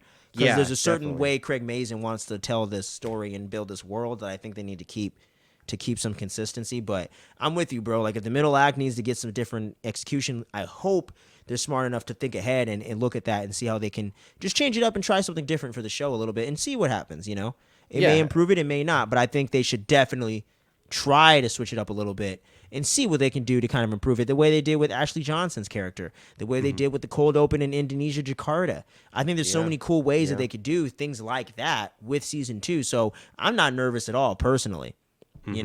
I'm more nervous for the backlash against them, but I'm not nervous for me. You know what I mean? Oh yeah. I think that's what's gonna be an interesting time, right? It's gonna be interesting to see Yep. what changes that they're gonna make, because I'm sure they got like a lot of criticisms for part two for sure. Oh yeah, Craig And Mazin. I'm sure he's already percolating, dude. yeah, and like I'm pretty sure like he's like I mean, Neil okay, Druckmann. I mean, yeah. Like I'm pretty sure he's like okay, so what I was trying to say in the game, like it's either it wasn't like how I wanted everybody to interpret what I was trying to send the message about, and maybe I can go a different route with the TV show. Exactly. Or kind of go back to maybe at times the drawing board, do keep like the key elements like you mentioned, and this like the Abby storyline to me seems like that just seems fucking cool. I'm like, that seems like that should be there.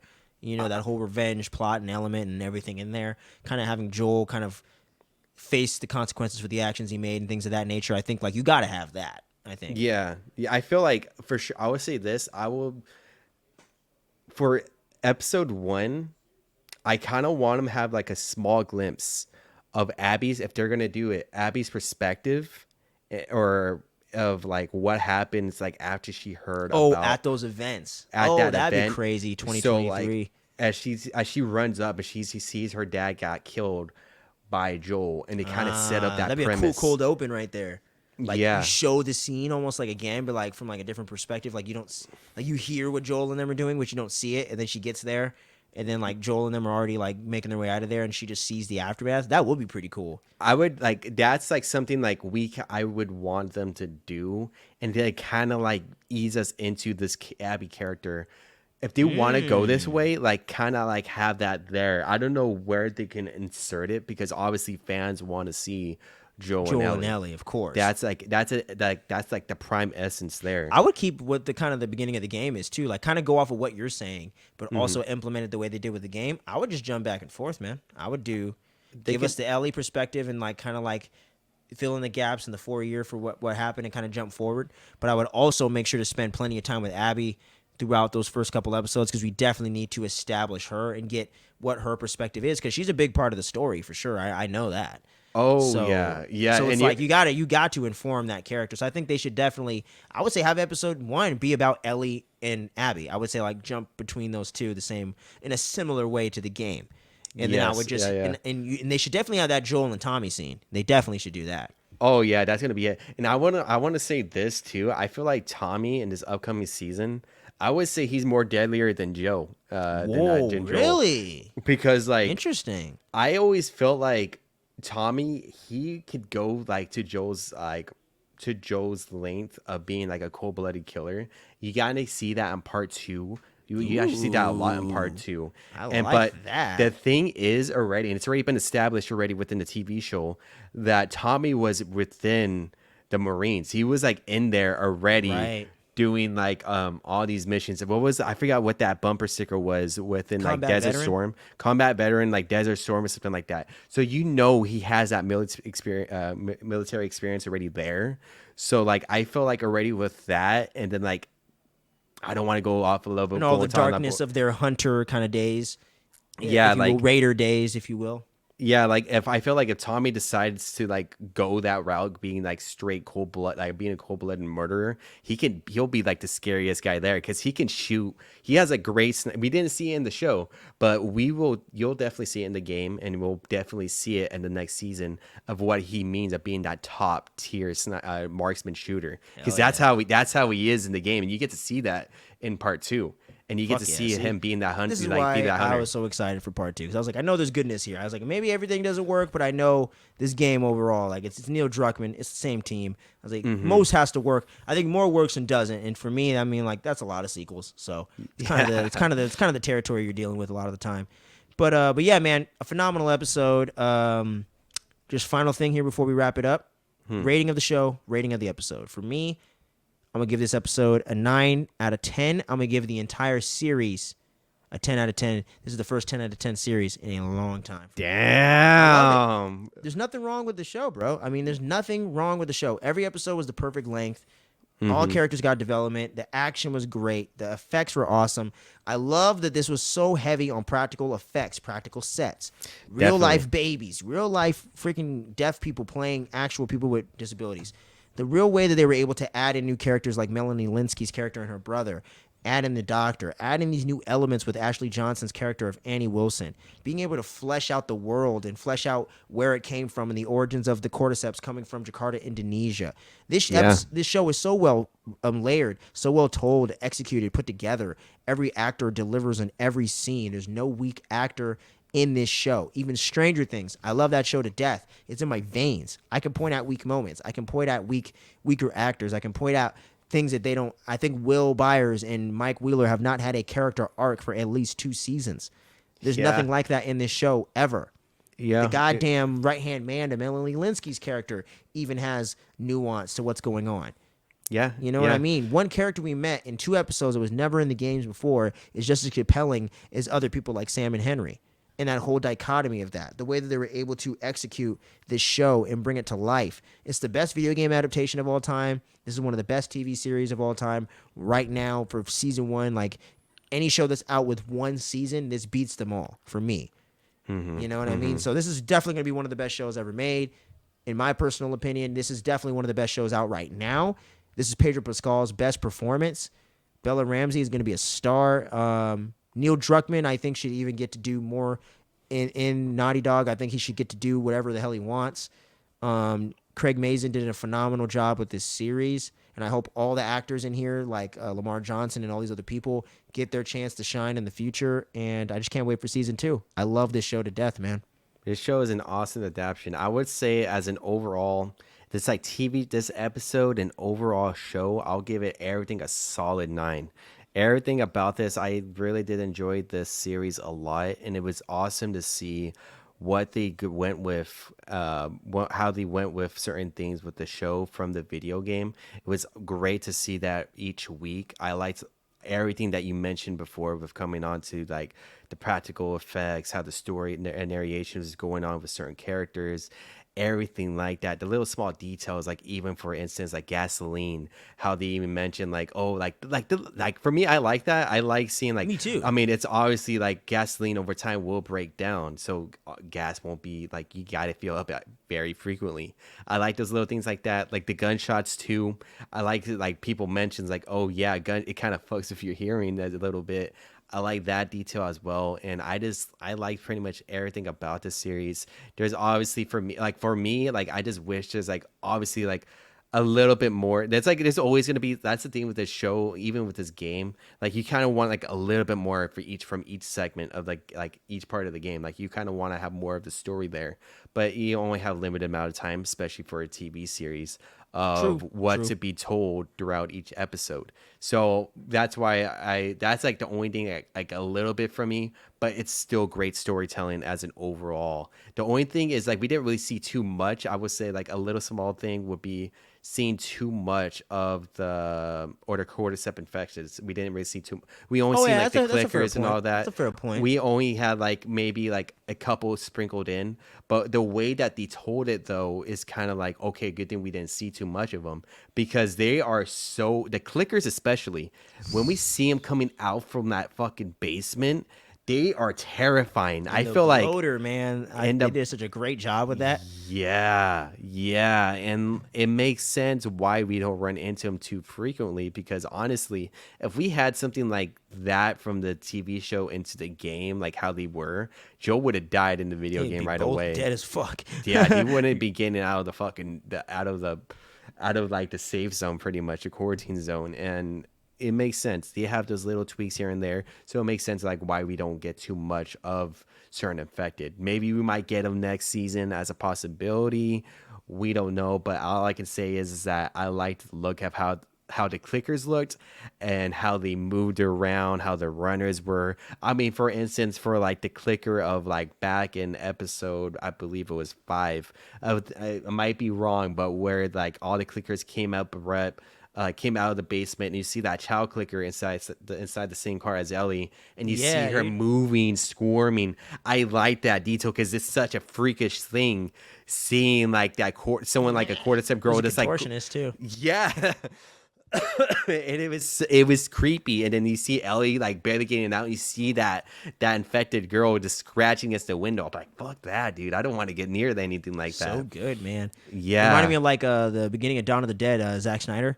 Reminded me of something like that, you know what I mean? Just that intensity and that fucking real like just that intensity and that real it's like an action movie with a horror movie at the same time. It's like this like really crazy blend.